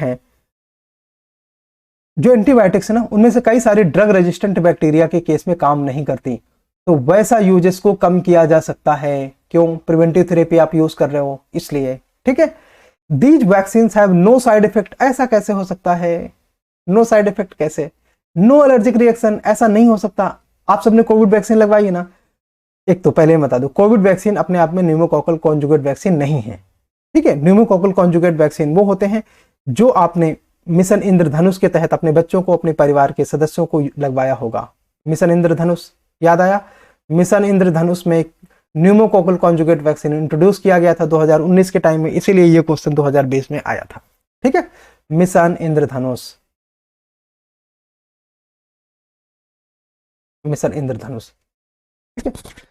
तो ये वहां पे आया था और उसी वजह से ये इंपॉर्टेंट हो जाता है।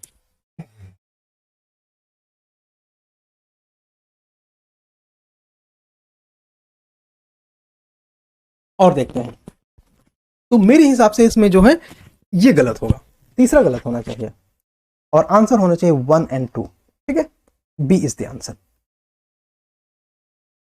हाँ, सारी चीजें हम लोग पढ़ेंगे, जैसे कि मैंने कुछ चीजें लिख भी दी कि न्यूमोकॉकल एक ऐसा रोग है जो शरीर के कई भागों को प्रभावित करता है, इसीलिए इसमें कॉन्जुगेट वैक्सीन लगाई जाती है।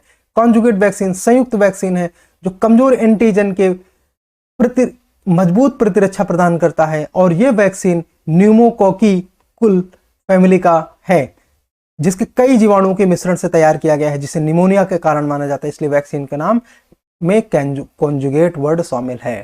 ठीक है, वो सारी बीमारियां हैं, इनको आप एक बार देख लेना। And consider the following statement in respect of probiotics. पहले तो समझते हैं बायोटिक्स क्या है। बायोटिक्स वो माइक्रो ऑर्गेनिज्म हैं जो जीवित हैं, दो तरीके के होते हैं, लाभदायक, हानिकारक। ठीक है, हानिकारक। तो जो लाभदायक हैं उन्हें बोलते हैं प्रोबायोटिक्स। कितना आसान था ना। प्रोबायोटिक्स कहां पाए जाते हैं, जैसे दही में। जो लाभदायक हैं उनको बोलते हैं प्रोबायोटिक्स। कहां पाए जाते हैं, दही में। और आपकी बॉडी के लगभग हर एक पार्ट में, जैसे आपका गट, इंटेस्टाइन, लीवर, हर जगह तो पाए जाते हैं, है ना। इसके अलावा यूरिनरी ट्रैक्ट में, एक्सक्रीटरी ऑर्गन्स में, ब्रेन में, सब जगह पाए जाते हैं लगभग। ठीक है, प्रोबायोटिक्स। जरा देखते हैं statements. Probiotics are made of both bacteria and yeast. Yes, अपने आप में बैक्टीरिया होते हैं बेसिकली। ठीक है, सूक्ष्म जीव। The organism in probiotics are found in food we ingest but they do not naturally occur in gut. हाँ, फूड में तो होते हैं बट गट में भी होते हैं, नेचुरली होते हैं। ठीक है, तो ये नॉट कैसे लगा दिया इसने, हटाओ इसको। क्या क्या बाहर हो गया, ये बाहर हो गया, ये बाहर हो गया। अब या तो केवल एक सही होगा या तो एक 3 सही होगा। Probiotic help in digestion of milk, बिल्कुल सही है, मिल्क शुगर को डाइजेस्ट करने में। ठीक है, तो सी उत्तर होना चाहिए। देखते हैं। Oh my god, yes, it's C. Again ये साइंस की कुछ वेबसाइट्स हैं जिनसे चीजें ली गई हैं, और ऑफ कोर्स बिल्कुल कहां कहां पाया जाता है सब यहाँ इधर मेंशन है। इधर आप एक बार देख लो, आपको इसमें पता चल जाएगा, ये यहाँ पे। ठीक है, यहाँ पे सब आपको दिख जाएगा। They are naturally found in your body. अब जैसे इसमें देखो, देखना क्या होता है, इसी हमको ना, मैं अगर आपको सीधे सीधे एक भाषण की तरह देने आ जाता ना, जैसे बड़े बड़े कोचिंग वाले करते हैं, तो वो ना चीजें आपको पता नहीं चलती। आपको पेपर पकड़ में ही तब आता है जब चीजों को आप उस गहराई से देखो। इस बार प्रोबायोटिक्स आया ना, तो अगली बार एसिडोफिलस के बारे में पूछा जा सकता है। ठीक है, इसी तरह यूपीएससी की चीजें लिंक होती हैं। और मैं बोलता हूं साइंस टेक का सिलेबस छोटा है। ठीक है, चलिए ये देखो, है ना, कितने छोटे छोटे हैं। जो कुरकुरे से के जैसा खाने वाला एक और प्रोडक्ट आता है ना, 5-10 रुपए के पैक में खूब सी नाइट्रोजन भरी रहती है, ऐसे सॉफ्ट से होते हैं, बिल्कुल वैसा दिख रहा है। नहीं सर, ये तो बहुत ही नैनो स्केल में है, नैनो स्केल में है। ठीक है, ये तो नैनो स्केल में है, बहुत छोटे छोटे होते हैं, इनको देखा नहीं जा सकता, इलेक्ट्रॉन माइक्रोस्कोप से देखा जा सकता है। ठीक है, ये प्रोबायोटिक्स हैं, आपके गट में पाए जाते हैं। गट क्या होता है, गट क्या होता है, आहार नाल, है ना, उसी को हम बोलते हैं गट। इसको आप यूट्यूब में देख लेना, आपको पता चल जाएगा किस तरह भागते रहते हैं, ट्रिलियंस में होते हैं। विच one of the following statement, एक तो सब हर बार आपको आंसर मिल जाता है। Which one of the following statement best describe the role of B cell and T cell in the human body. अब ये कहां से आया, एनसीईआरटी। एनसीईआरटी में इसका ये है। ठीक है, एनसीईआरटी में आप जब ब्लड सेल्स पढ़ते हैं, ब्लड सेल्स, तो उसमें आपको मिलता है आरबीसी डब्ल्यूबीसी, आरबीसी डब्ल्यूबीसी। ठीक है, डब्ल्यूबीसी में आपको मिलते हैं बी सेल्स, ठीक है, and T cells, T sales ये मिलते हैं। ठीक है, तो अब डब्ल्यूबीसी क्यों, किस लिए होता है, ये आपके इम्यून सिस्टम का पार्ट है, ये आपको रोगों के अगेंस्ट प्रतिरक्षा प्रदान करता है। अगर आपको ये बेसिक साइंस इतना पता है डब्ल्यूबीसी का, बी सेल्स टी सेल्स का आप नहीं गए, कोई बात नहीं। अगर आपको ये क्लास 7th 8th के लेवल का भी पता है, ठीक है, क्लास 7th में है ब्लड सेल्स के बारे में, वहीं पे इसका आंसर आपको मिल जाएगा डब्ल्यूबीसी का। अगर आपको इतना पता है, हाँ B cells T cells class 11th में है, ठीक है, क्लास 7 तक में सिर्फ आरबीसी डब्ल्यूबीसी तक है। तो अगर आपको सिर्फ WBC के बारे में भी पता है कि ये आपकी इम्यून सिस्टम रोगों से लड़ने की प्रतिरक्षा प्रदान करता है, आपको बी सेल्स टी सेल्स का नाम भी नहीं पता, बस ये पता है कि B cells T cells WBC का पार्ट, हाँ नहीं इतना तो जानना पड़ेगा, मतलब नाम तो पता होना पड़ेगा, मतलब ये कि 11th के NCERT का थोड़ा सा आपको टच होना चाहिए। चलो वो टच हम करा देंगे। जरा देखते हैं statements. They protect the body from environmental allergens, ऐसा हो सकता है क्या?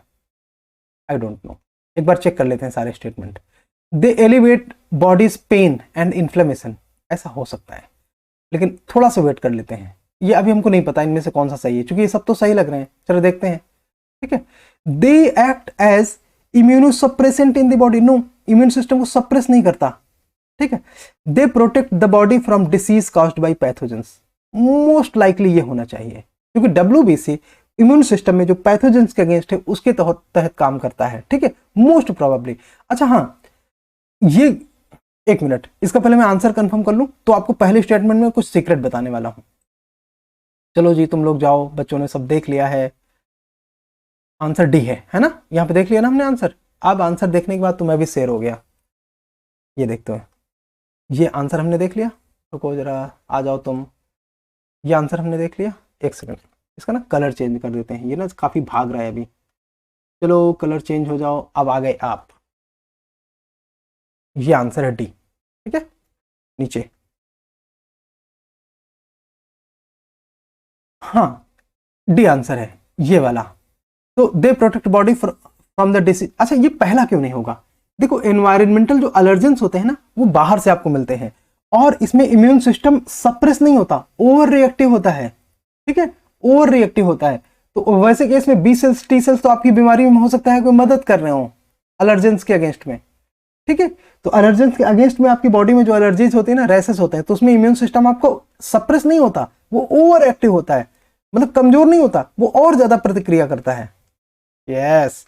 अच्छा दूसरा, तो ये तो गलत हो गया, ये गलत हो गया है ना। ये क्यों गलत है? They elevate body pain and inflammation, see ये, अब जैसे मान लो आपको पेन या इन्फ्लेमेशन है, वो स्वेलिंग के कारण हो सकता है, बाहरी चोट के कारण हो सकता है, ठीक है, तो उसमें इसका रोल मे भी कि कहीं पॉसिबल है, बट लीस्ट लाइकली है, ठीक है, लीस्ट लाइकली है। इतनी डीप की साइंस शायद मुझे पता नहीं, इस वजह से मैं इसके बारे में ये गलत क्यों है एग्जैक्टली ये नहीं बता सकता, ठीक है। हाँ बट ये मोस्ट अप्रोप्रिएट है, ये मैं बता सकता हूँ रीजन क्यों, क्योंकि जो भी माइक्रो ऑर्गेनिज्म होने, जब वो आपकी बॉडी में अटैक करते हैं तो आपका इम्यून सिस्टम उनको मारता है, जिसके आपका इम्यून सिस्टम उसको मारता है जहां पे बी सेल्स और टी सेल्स का रोल है, ठीक है, इसलिए डी आंसर होगा। ये देखो, हाँ lymphocytes are type of WBC, मिल गया ना। एक मिनट, इसका और कलर चेंज करते हैं, इसमें ना मजा नहीं आ रहा, ये वाला लेते हैं। टी सेल्स बी सेल्स ये सब पढ़ेंगे हम लोग, ठीक है।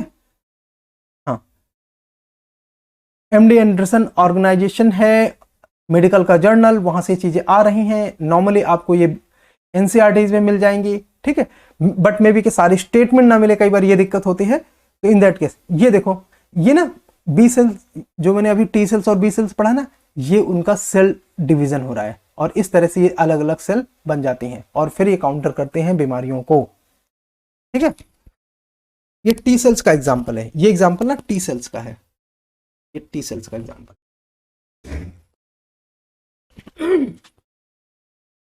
और देखो हम अगले यूनिट में प्रवेश कर रहे हैं। नीचे से आपने देख लिया होगा किस प्रकार से बायोटेक्नोलॉजी वाला यूनिट ओपन हो रहा है, ठीक है, बायोटेक्नोलॉजी। अब हम बायोटेक्नोलॉजी में बात करते हैं, देखो अभी तक ना वो बीमारियों वाला था, डिसीज वगैरह का। बायोटेक्नोलॉजी में क्या है, इसमें हम DNA RNA, DNA से जो डिराइव किए हुए दूसरे टेक्नोलॉजीज हैं उन सबको पढ़ते हैं, ठीक है। इसके एक दो क्वेश्चन देखेंगे, बाकी चीजें समझ में आ जाएंगी। Consider the following statement regarding DNA bar coding, ठीक है, ये बार कोड्स क्या होते हैं, ऐसे ये बार कोड होते हैं ना, ठीक है। तो अगर इन्हीं की जगह DNA रख दिया जाए, ठीक है, और किसी पर्टिकुलर स्पीसीज का रख दिया जाए, ठीक है, जैसे मान लो मेरे बॉडी का DNA ले लिया जाए, उनको इस तरह से रख दिया जाए, तो उस बार कोडिंग के आधार पर ये पहचाना जा सकता है ना मुझे कि हाँ ये पक्के तौर पे ये पर्सन मैं हूं, ठीक है। कितना आसान था ना। चलो देखते हैं पहले, as is the age of plant, no no no, इसके लिए यूरेनियम डेटिंग कार्बन डेटिंग होता है, इसके लिए यूरेनियम डेटिंग और कार्बन डेटिंग होता है, ठीक है, ये ज्यादा स्मार्ट है यूरेनियम डेटिंग, तो वो तो नहीं, एक बाहर। B sorry second, distinguish among species that look alike, जैसे मेरे जैसे दिखने वाले जितने लोग हैं उनके बीच में ये बता देगा कि कौन ये सही स्पीसीज है, ह्यूमन। कितना आसान है ना। मान लो मेरी शक्ल चिंपॉन्जी जैसी हो, तो आप आसानी से समझ, इस बारकोड के माध्यम से जान जाओगे कि नहीं नहीं नहीं, ये चिंपॉन्जी नहीं है, ये तो ह्यूमन है। ठीक है, ये सही हो गया। दूसरा, आइडेंटिफाई अनडिजायरेबल एनिमल और plant material in processed food, क्योंकि प्रोसेस्ड फूड में भी माइक्रो ऑर्गेनिज्म होते हैं, बैक्टीरिया, फंगस, यीस्ट, तो हम अगर उनके लिए बारकोड डेवलप कर लेते हैं, ठीक है, तो वो उनको आइडेंटिफाई कर सकता है ऑफ कोर्स, तो आंसर होना चाहिए डी। ठीक है, ये ना ब्लू ही कलर सूट करता है मेरे को। आ जाओ जी, फिर से तुम ही आ जाओ। ठीक है, डी तो होना ही था, इसमें तो कोई डाउट होना ही नहीं था। यूरेनियम डेटिंग वाला मैंने हिंट दिया था, इधर देख लो, ये ना पूरा मैकेनिज्म है। आना तो प्रॉपर क्लास में डिस्कस करेंगे, है ना, इस आगे जब लेक्चर आप देखोगे। अच्छा अभी कर लें। देखो इसमें है क्या कि जैसे मान लो किसी पर्टिकुलर सोर्स से, ये मान लो एक मक्खी है, इसके पंख से हमने डीएनए लिया, डीएनए को ब्लीच किया, फिर डीएनए के डीएनए को एक्सट्रैक्ट किया, एक्सट्रैक्ट करके हम उसका पॉलीमरेज चेन रिएक्शन कराते हैं, जिसको पीसीआर कहते हैं। आपने आरटीपीसीआर में जो पढ़ा था ना, वही। ठीक है, और फिर एरोजेल के साथ इसे विजुअलाइज करते हैं, विजुअलाइज करने के बाद इसका बारकोड तैयार करते हैं, बारकोड को यूज करते हैं, और वो बारकोड आइडेंटिफाई कर देते हैं कि ये सर्टेन स्पीसीज कौन सी है। ठीक, ये उसका, हाँ, एक दूसरे तरीके से सेम चीज को बताया गया है। इस तरह से बारकोड स्टैब्लिश हो जाता है, जैसे ये बारकोड होता है उसी तरह का ये भी बारकोड होता है। बारकोड रीडर की तरह नॉर्मल स्कैन करके बस पता चल जाएगा। देखो क्या क्या टेक्नोलॉजी आ गई है ना। with reference to recent development regarding recombinant, नाम से ही पता चल गया कॉम्बिनेशन है।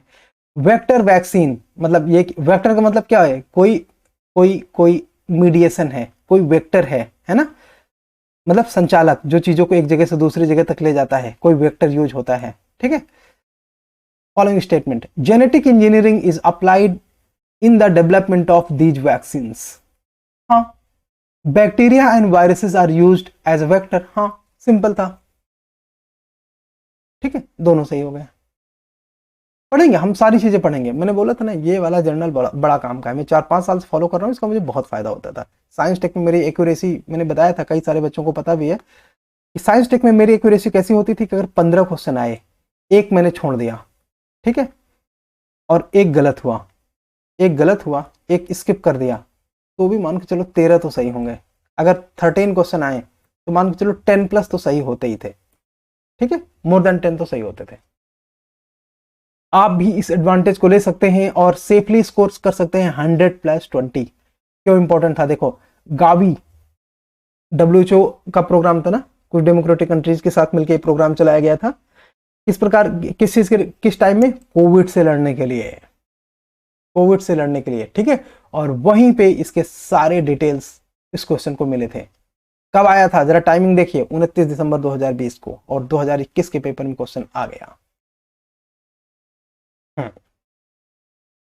In context of recent advances in human reproductive technology, pro nuclear transfer.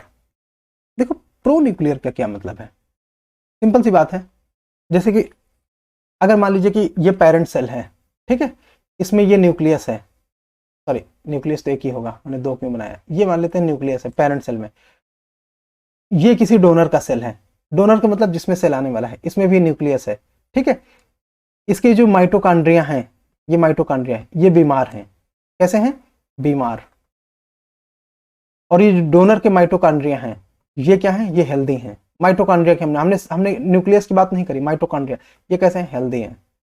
ठीक है, तो आपको पता है ना, जो जेनेटिक फीचर आएंगे वो तो इस न्यूक्लियस के कारण आएंगे। तो एक काम करते हैं, ये न्यूक्लियस बाहर निकाल लेते हैं, इसका न्यूक्लियस बाहर निकाल लेते हैं। ठीक है, और समझने के लिए अब ये वाला न्यूक्लियस हटा देते हैं।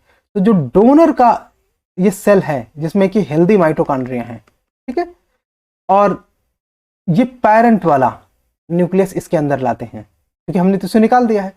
ये हमने पेरेंट्स वाला थोड़ा सा बड़ा उसी तरह बना देते हैं ताकि आप लोग समझ लो कि हम इसकी बात कर रहे हैं, इसकी, है ना। ये पेरेंट वाला हम न्यूक्लियस इसमें इंट्रोड्यूस करते हैं, तो जो जेनेटिक फीचर आएगा वो इनका आएगा। ये कौन है? पेरेंट, ठीक है, ये पेरेंट है, तो इनका जेनेटिक फीचर आएगा बिकॉज इनका न्यूक्लियस आया है ना। और डोनर के माइटोकॉन्ड्रिया आएंगे, तो माइटोकॉन्ड्रिया एनर्जी का पावर हाउस होता है, तो ये आपको बीमारियों से मुक्त रखेगा। समझ आया ना, ये आपको बीमारियों से मुक्त रखेगा क्योंकि इसके माइटोकॉन्ड्रियल सेल हेल्दी हैं। यस, आप समझते हैं स्टेटमेंट, देखो चीजें कितनी आसान हो गई। Fertilisation of egg in vitro by donor, no, in vitro का इससे रिलेशन नहीं है, ठीक है। क्यों? ये हम लोग क्लास में और डिटेल से समझेंगे। Genetic modification of sperm producing cell, genetic modification of, नहीं, ये भी जेनेटिक इंजीनियरिंग का अलग से पार्ट है, बट यहां पे नहीं, क्रिस्पर का पार्ट है ये वाला क्रिस्पर का पार्ट है, ठीक है। क्रिस्पर पढ़ेंगे हम, क्रिस्पर अभी नहीं। Development of stem cell into functional embryo, no. Prevention of mitochondrial disease of spring, कितना आसान था, है ना। प्रोन्यूक्लियर ट्रांसफर किस लिए होता है? इसलिए होता है। आंसर नहीं दिया क्या? कोई बात नहीं, डी ही होगा, कोई डाउट नहीं है इसमें, इधर दिया है डी, ठीक है। ऐसा ही करना चाहिए मुझे कि आंसर को ना थोड़ा दूर रखना चाहिए, आप लोग देख नहीं पाते, नहीं तो देख लेते हो, सब तुक्केबाजी करते हो बाद में। ये मैंने समझा दिया था, ये स्टेप, ये सब स्टेप मैंने समझा दिया, ठीक है। आगे देखते हैं। ACE2 क्या है? एस जरा देखते हैं। ACE2 is talked about in the context of gene introduction in the genetically modified plants। आप लोग अपने मीडियम के हिसाब से पढ़ते रहो, कोई दिक्कत नहीं है, ठीक है। मैं साथ साथ में पढ़ता रहता हूँ, एक्सप्लेन भी कर दूंगा, तो आपको चीजें आसान हो जाएंगी। Development of India's own satellite, no, ये तो मुझे पता है, सैटेलाइट के रिगार्डिंग इसका कुछ नहीं है। जीन्स के रिगार्डिंग भी नहीं है, ये कुछ वायरस से ही रिलेटेड संभवतः था, देखते हैं। अच्छा, रेडियो को collars for wildlife tracking, नहीं, ठीक है, ये दोनों तो पक्का बाहर हो गए। Spread of viral disease, most probably यही होगा, डी, हाँ। एंजियोटेंसिन कन्वर्टिंग एंजाइम, ये है ACE2, एंजियोटेंसिन कन्वर्टिंग एंजाइम 2 को शॉर्ट में ACE2 बोलते हैं। ACE2 act as cellular doorway, a receptor for virus that cause COVID। इसलिए क्वेश्चन आया है, देख रहे हैं कितना इजी। अच्छा, मैं आपको ना ये बता देता हूं होता क्या है ये, आ जाओ ऊपर। ये है आपका कोरोना वायरस, सब एकदम चित्र के माध्यम से समझ लो, डाउट ही नहीं रह जाएगा। ये है आपका कोरोना वायरस, ठीक है। ये ऐसे ऐसे इसमें वो निकले होते हैं ना, ठीक है, ये ऐसे ऐसे, ये ऐसे ऐसे सब, ठीक है। ये है आपका कोरोना वायरस, और ये है मान लेते हैं आपका लंग्स, ठीक है, ऐसे ये आपका लंग्स है, ठीक है। अंदर का जो इनर सेल है ना वैसा, तो इसमें ऐसे छोटे छोटे रिसेप्टर्स होते हैं, ये ऐसे रिसेप्टर्स, ऐसे ये रिसेप्टर्स। तो जब ये कोरोना वायरस इसके कांटेक्ट में आता है, कैसे, मान लीजिए ये कोरोना वायरस है, ये इसके कांटेक्ट में आया ऐसे, ठीक है, तो ये जो इसकी प्रोटीन बाइंडिंग वो है ना, ये इसको इसमें ट्रैप हो जाता है। तो धीरे धीरे धीरे धीरे ये वायरस है इस सरफेस का पार्ट हो गया, ये कोरोना वायरस है इसका पार्ट हो गया, मतलब ये रिसेप्टर्स हैं, रिसेप्टर्स मतलब इसको पकड़ लेते हैं, ये रिसेप्टर्स इस वायरस को पकड़ लेंगे, जैसे रिसीप से बना है ना रिसेप्टर, तो इसको पकड़ लेंगे, तो ये वायरस आके इसका पार्ट हो जाएगा। और फिर जब जैसे जैसे वायरस इसका पार्ट हो जाएगा, वायरस एक सेल को कैप्चर कर लेता है, सेल को कॉलोनी बना लेता है अपना, और फिर मल्टीप्लाई होने लगता है ढेर सारा, और इसमें लाखों करोड़ों वायरस आपकी बॉडी में फैल जाते हैं, ठीक है, और आप बुरी तरह से कोविड से संक्रमित हो सकते हैं, बीमार हो जाते हैं। तो ये बात सिर्फ कोविड के लिए नहीं है, ये दूसरे वायरस के लिए भी सही है, लेकिन पूछा इसलिए गया बिकॉज कोविड अपने आप में न्यूज में था, है ना। तो ये आपने समझ लिया ना कि ACE2 रिसेप्टर्स क्या हैं, ये हमने पीछे बात करी कि ये सेलुलर डोरवे होते हैं, यानी कि सेलुलर रिसेप्टर्स होते हैं, ठीक है, जो कि वायरस को पकड़ लेते हैं।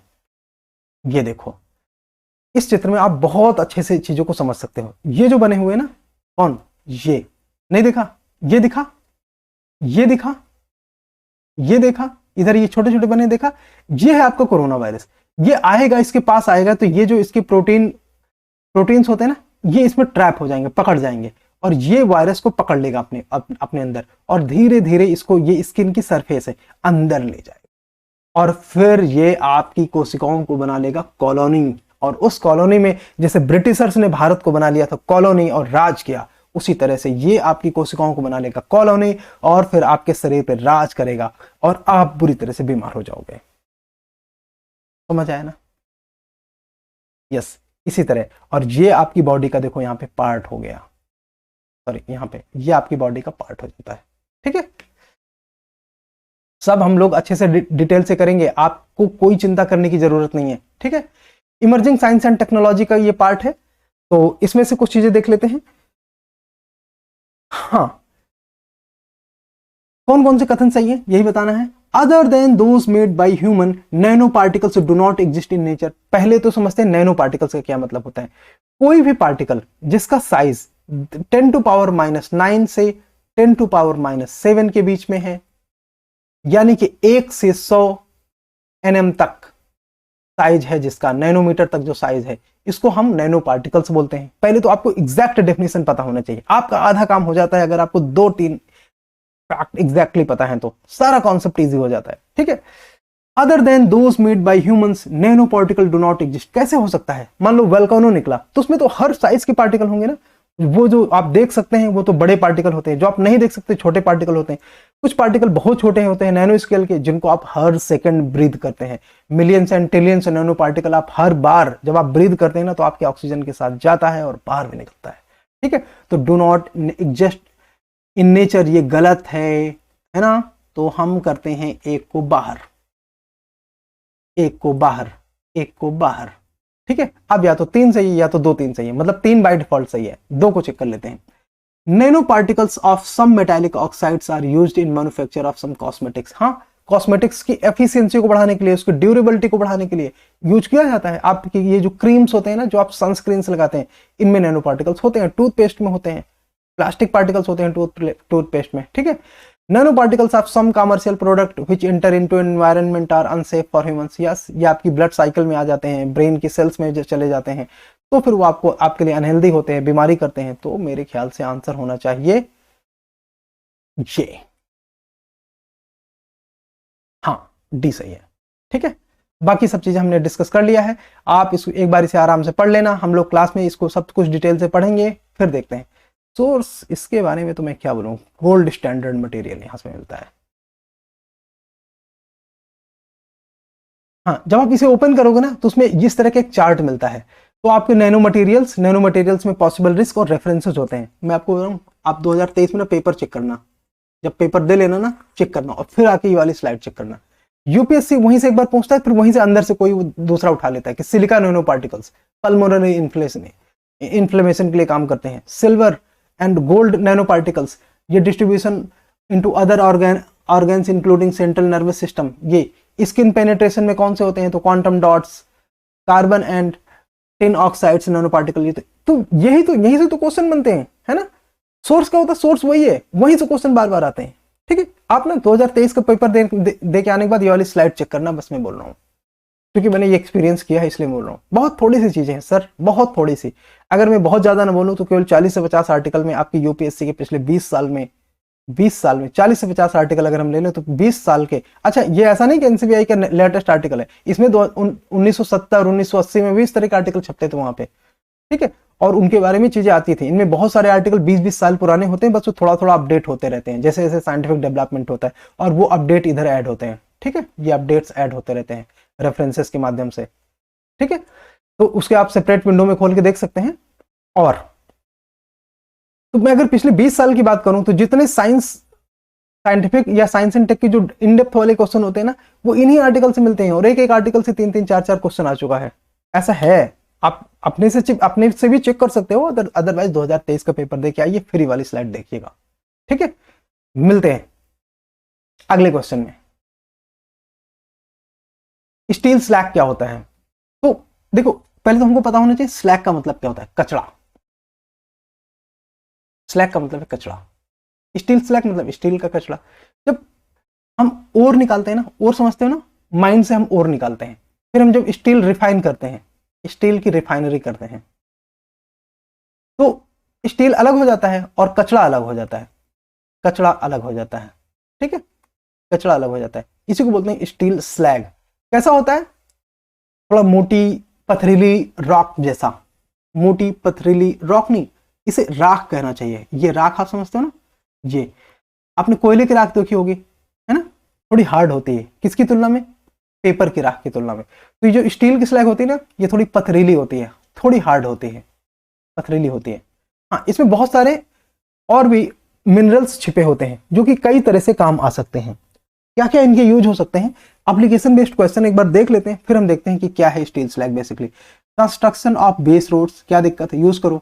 इंप्रूवमेंट ऑफ एग्रीकल्चर सॉइल, चूंकि उसमें मिनरल्स हैं इसलिए सॉइल्स पे यूज हो सकता है। प्रोडक्शन ऑफ सीमेंट, क्यों नहीं यूज हो सकता, सीमेंट में तो राख भी इस्तेमाल होती है, आसान है ना। 1 2 3 सभी सही है, ठीक है। यूपीएससी के आंसर की के हिसाब से सारे आंसर 1 2 3 ऑल करेक्ट। ये देखो मैंने बोला था ना, ये है स्टील की रिफाइनरी, ये है उसका कचरा निकलता है, नीचे जमा होता है, सूख के ऐसा हो जाता है छोटे छोटे, है ना, पत्थर जैसा। करीब से देखोगे तो इस तरह से दिखाई देगा। क्या प्रॉब्लम है, एग्रीकल्चर में यूज करो, सड़क में यूज करो, सीमेंट में यूज करो। अदरवाइज स्टील की फैक्ट्रियों के आसपास ना इनके पहाड़ बन जाते हैं बड़े बड़े, तो वहां पे ये प्रॉब्लम पैदा करेंगे, जमीन की शॉर्टेज ऑलरेडी है ना। तो इससे अच्छा है कि इन्हें कृषि में इस्तेमाल कर लो, क्या प्रॉब्लम है, रोड में इस्तेमाल कर लो, है ना। और कहाँ पे कह रहा है इस्तेमाल करने के लिए, रोड हो गया, एग्रीकल्चर हो गया, सीमेंट में बहुत अच्छा है, तो इसका यूज हो जाता है इस तरह से। चलो और देखते हैं। In rural road construction, the use of which of the following preferred for ensuring environment sustainability. Environment को किससे सस्टेनेबल बनाया जा सकता है, कैसे, रिड्यूस कार्बन फुटप्रिंट। कार्बन को फुटप्रिंट किससे किया जा सकता है, कॉपर स्लैग। अभी हमने स्टील स्लैग देखा, अब कॉपर स्लैग आ गया। अब देख रहे हो ना, ये मैंने आपसे बार बार बोला, ये क्वेश्चन कहां से कहां तक के हैं, 2019 से लेके 22 तक के, मतलब 19 20 21 22 4 सालों में से थोड़े से क्वेश्चन हमने निकाले हैं ट्रिकी वाले बस, ठीक है। उन्हीं में से एक में स्टील स्लैग है, तो इस बार कॉपर स्लैग है, तो अगली बार आयरन स्लैग आ जाए तो क्या होगा। अरे क्वेश्चन तो वही है, स्लैग मतलब फिर कचड़ा, किसका, कॉपर का। तो इन रूरल रोड कंस्ट्रक्शन, तो रोड के कंस्ट्रक्शन में कॉपर स्लैग का इस्तेमाल किया जा सकता है, हाँ किया जा सकता है। कोल्ड मिक्स असफाल्ट, असफाल्ट क्या होता है, डामर, असफाल्ट होता है डामर। अब मैंने आपसे पहले बोला है, साइंस टेक एनवायरनमेंट आईआर और इकोनॉमी में इंग्लिश के टर्म्स आपको पता होने चाहिए। यूपीएससी हिंदी के टर्म्स बहुत कम इस्तेमाल करता है, अगर यहाँ डामर लिख देता तो आपका काम आसान हो जाता, लेकिन उसने लिखा एस्फाल्ट और आप गए फंस। थोड़े थोड़े इंग्लिश के टर्म मेरे साथ पढ़ लो, आपकी इंग्लिश भी मजबूत हो जाएगी, इंटरव्यू में आप क्वेश्चंस को एड्रेस भी कर पाओगे, इंटरव्यू में आपके लेवल के हिंदी शायद ना बोला जाए, थोड़े से इंग्लिश के टर्म्स बोला जाता है। क्योंकि पता है मैं अभी रिसेंट में एक बोर्ड में था, अभी इसी वाले 2023 वाले इंटरव्यू के लिए,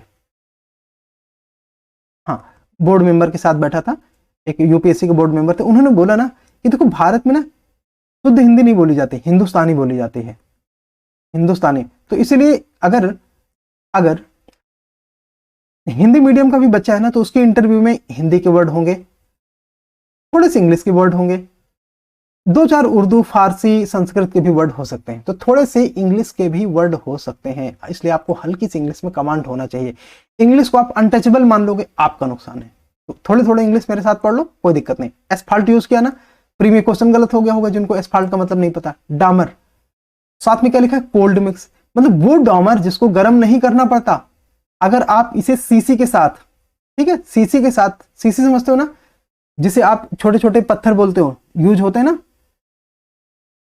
सीसी के साथ डामर को मिला के जो सड़क बनाई जाती है, तो ये कोल्ड मिक्स है, मतलब इसको गर्म नहीं करना पड़ता, अन्यथा डामर को गर्म करना पड़ता था और वो फिर एनवायरनमेंट में बहुत सारा पोल्यूशन रिलीज करता था जब वो उबलता था। तो कोल्ड मिक्स वाले को गर्म ही नहीं करना, तब तो कोई प्रॉब्लम नहीं, आप सीसी के साथ मिलाओ और फैला दो। आजकल दिल्ली में, मुंबई में, कहीं भी जाओगे, चेन्नई में, लखनऊ में, भोपाल में, कोलकाता में, पटना में, जब सड़कें बनती ना, रात में बनती हैं, और आप देखते हो ना कि रातों रात गड्ढे पट गए, तो वो क्या यूज होता है, कोल्ड मिक्स असफाल्ट। तो ये एनवायरनमेंट या कार्बन फुटप्रिंट को कम करने के लिए अच्छा है, बिल्कुल अच्छा है। जियो टेक्सटाइल, अब देखो टेक्सटाइल क्या होता है ना, कपड़ा। जियो टेक्सटाइल का मतलब क्या होता है कि जमीन में, सड़क में, खेतों में इस्तेमाल करने के लिए ये जियो टेक्सटाइल होता है। ये क्या करता है, ये एक परमिएबल लेयर क्रिएट करता है। परमिएबल क्यों, अगर परमिएबल नहीं होगा तो माइक्रो ऑर्गेनिज्म कैसे नीचे क्रॉस करेगा, बट सॉइल के लेयर के बीच में ये क्रिएट कर देता है, जिसकी वजह से क्या होता है ना, इंपॉर्टेंट न्यूट्रिएंट्स यहीं पर रहते हैं। अगर सड़क के केस में बात करी जाए, रोड में, तो रोड में अगर इसके इस्तेमाल कर दिया जाए तो ये ऊपर के टेम्परेचर और नीचे के टेम्परेचर में डिफरेंस पैदा करता है। ठीक है, तो ये अपने आप में इस तरह से कार्बन फुटप्रिंट को कम करने में हेल्प करता है। 1 2 3 14 हॉट मिक्स असफाल्ट। देखो मैंने अभी बोला था कि जो डामर गर्म किया जाता है ना, तो वो पोल्यूशन ढेर सारा रिलीज करता है, तो ये चौथा बाहर हो जाएगा, मतलब ये बाहर, ये बाहर। अब या तो 1 5 सही होगा या तो 1 2 3 सही होगा। 1 2 3 हमने देख लिया, तीनों सही है। तो पोर्टलैंड सीमेंट, सीमेंट से तो पोल्यूशन होता ही है, हटा दो। 1 2 3 सही है, ठीक है, 1 2 3 सही है ये। और ये है कॉपर का स्लैग, ठीक है, उसी तरह थोड़ा सा मोटा होता है, बस इतना है। ये देखो कोल्ड मिक्स असफाल्ट का उदाहरण, ये गड्ढा है, इसको तुरंत पाटा जा सकता है। कितना टाइम लगेगा? 15 मिनट, क्योंकि गर्म नहीं करना, पकाना नहीं है, ठीक है। तो 15 मिनट में हम इसे जो है इस गड्ढे को पाट सकते हैं। हाँ, ये 1 मिनट, बहुत अच्छा है ये। तो ये रोड में ये देखो आप, ये जियो टेक्सटाइल यूज हो रहा है, ठीक है, ये जियो टेक्सटाइल यूज हो रहा है। आसानी से नीचे की सॉइल वगैरह सारी चीजें जो है वो सपोर्ट करती हैं इसको। ओके, तो चैप्टर 2 कंटिन्यू होगा अगले सेशन का, थोड़ा सा वेट कर लीजिए, आने वाला है। अब हम लोग सब जल्दी जल्दी करेंगे। एंड दी कॉन्सेप्चुअल आईएएस में बने रहने के लिए आप सभी को धन्यवाद, शुक्रिया, आभार। और यूपीएससी की तैयारी करते रहिए दी कॉन्सेप्चुअल आईएएस के साथ, क्योंकि यूपीएससी ही है बहुत ही ज्यादा कॉन्सेप्चुअल, है ना। और करना है ना लाइक, शेयर, सब्सक्राइब। अभी सब नया नया नया तो बोलना पड़ेगा, है ना। फिर थोड़ा पुराने हो जाएंगे हम भी, थोड़े से सब्सक्राइबर आ जाएंगे तो बोलना बंद कर देंगे, काम चल जाएगा। आप अगर मुझसे ज़्यादा डिटेल में बात करना चाहते हो तो दी कॉन्सेप्चुअल आईएएस के इस ईमेल पे आप हमको अपना ईमेल लिख सकते हो। आप मुझे कांटेक्ट कर सकते हो 8899 707570 पे, 707570 पे। अभी इस प्रीलिम तक कोई भी पेड कोर्स नहीं चलेगा, ठीक है, इस प्रीलिम्स तक कोई भी पेड कोर्स नहीं चलेगा, सारे कोर्स आपके लिए फ्री रहेंगे। मेंस के लिए कुछ फ्री और कुछ पेड कोर्स चलेंगे, जिसका प्री निकलेगा उसी से पैसे लेंगे, जिसका प्री नहीं निकलेगा उससे नहीं लेंगे, ठीक है, एक बात। और ये इससे आप व्हाट्सएप, टेलीग्राम में मुझे कांटेक्ट कर सकते हो। आप अपनी प्रॉब्लम, अपनी तैयारी से के रिगार्डिंग मुझसे बात कर सकते हो, ठीक है। So thank you so much, have a nice time, bye bye.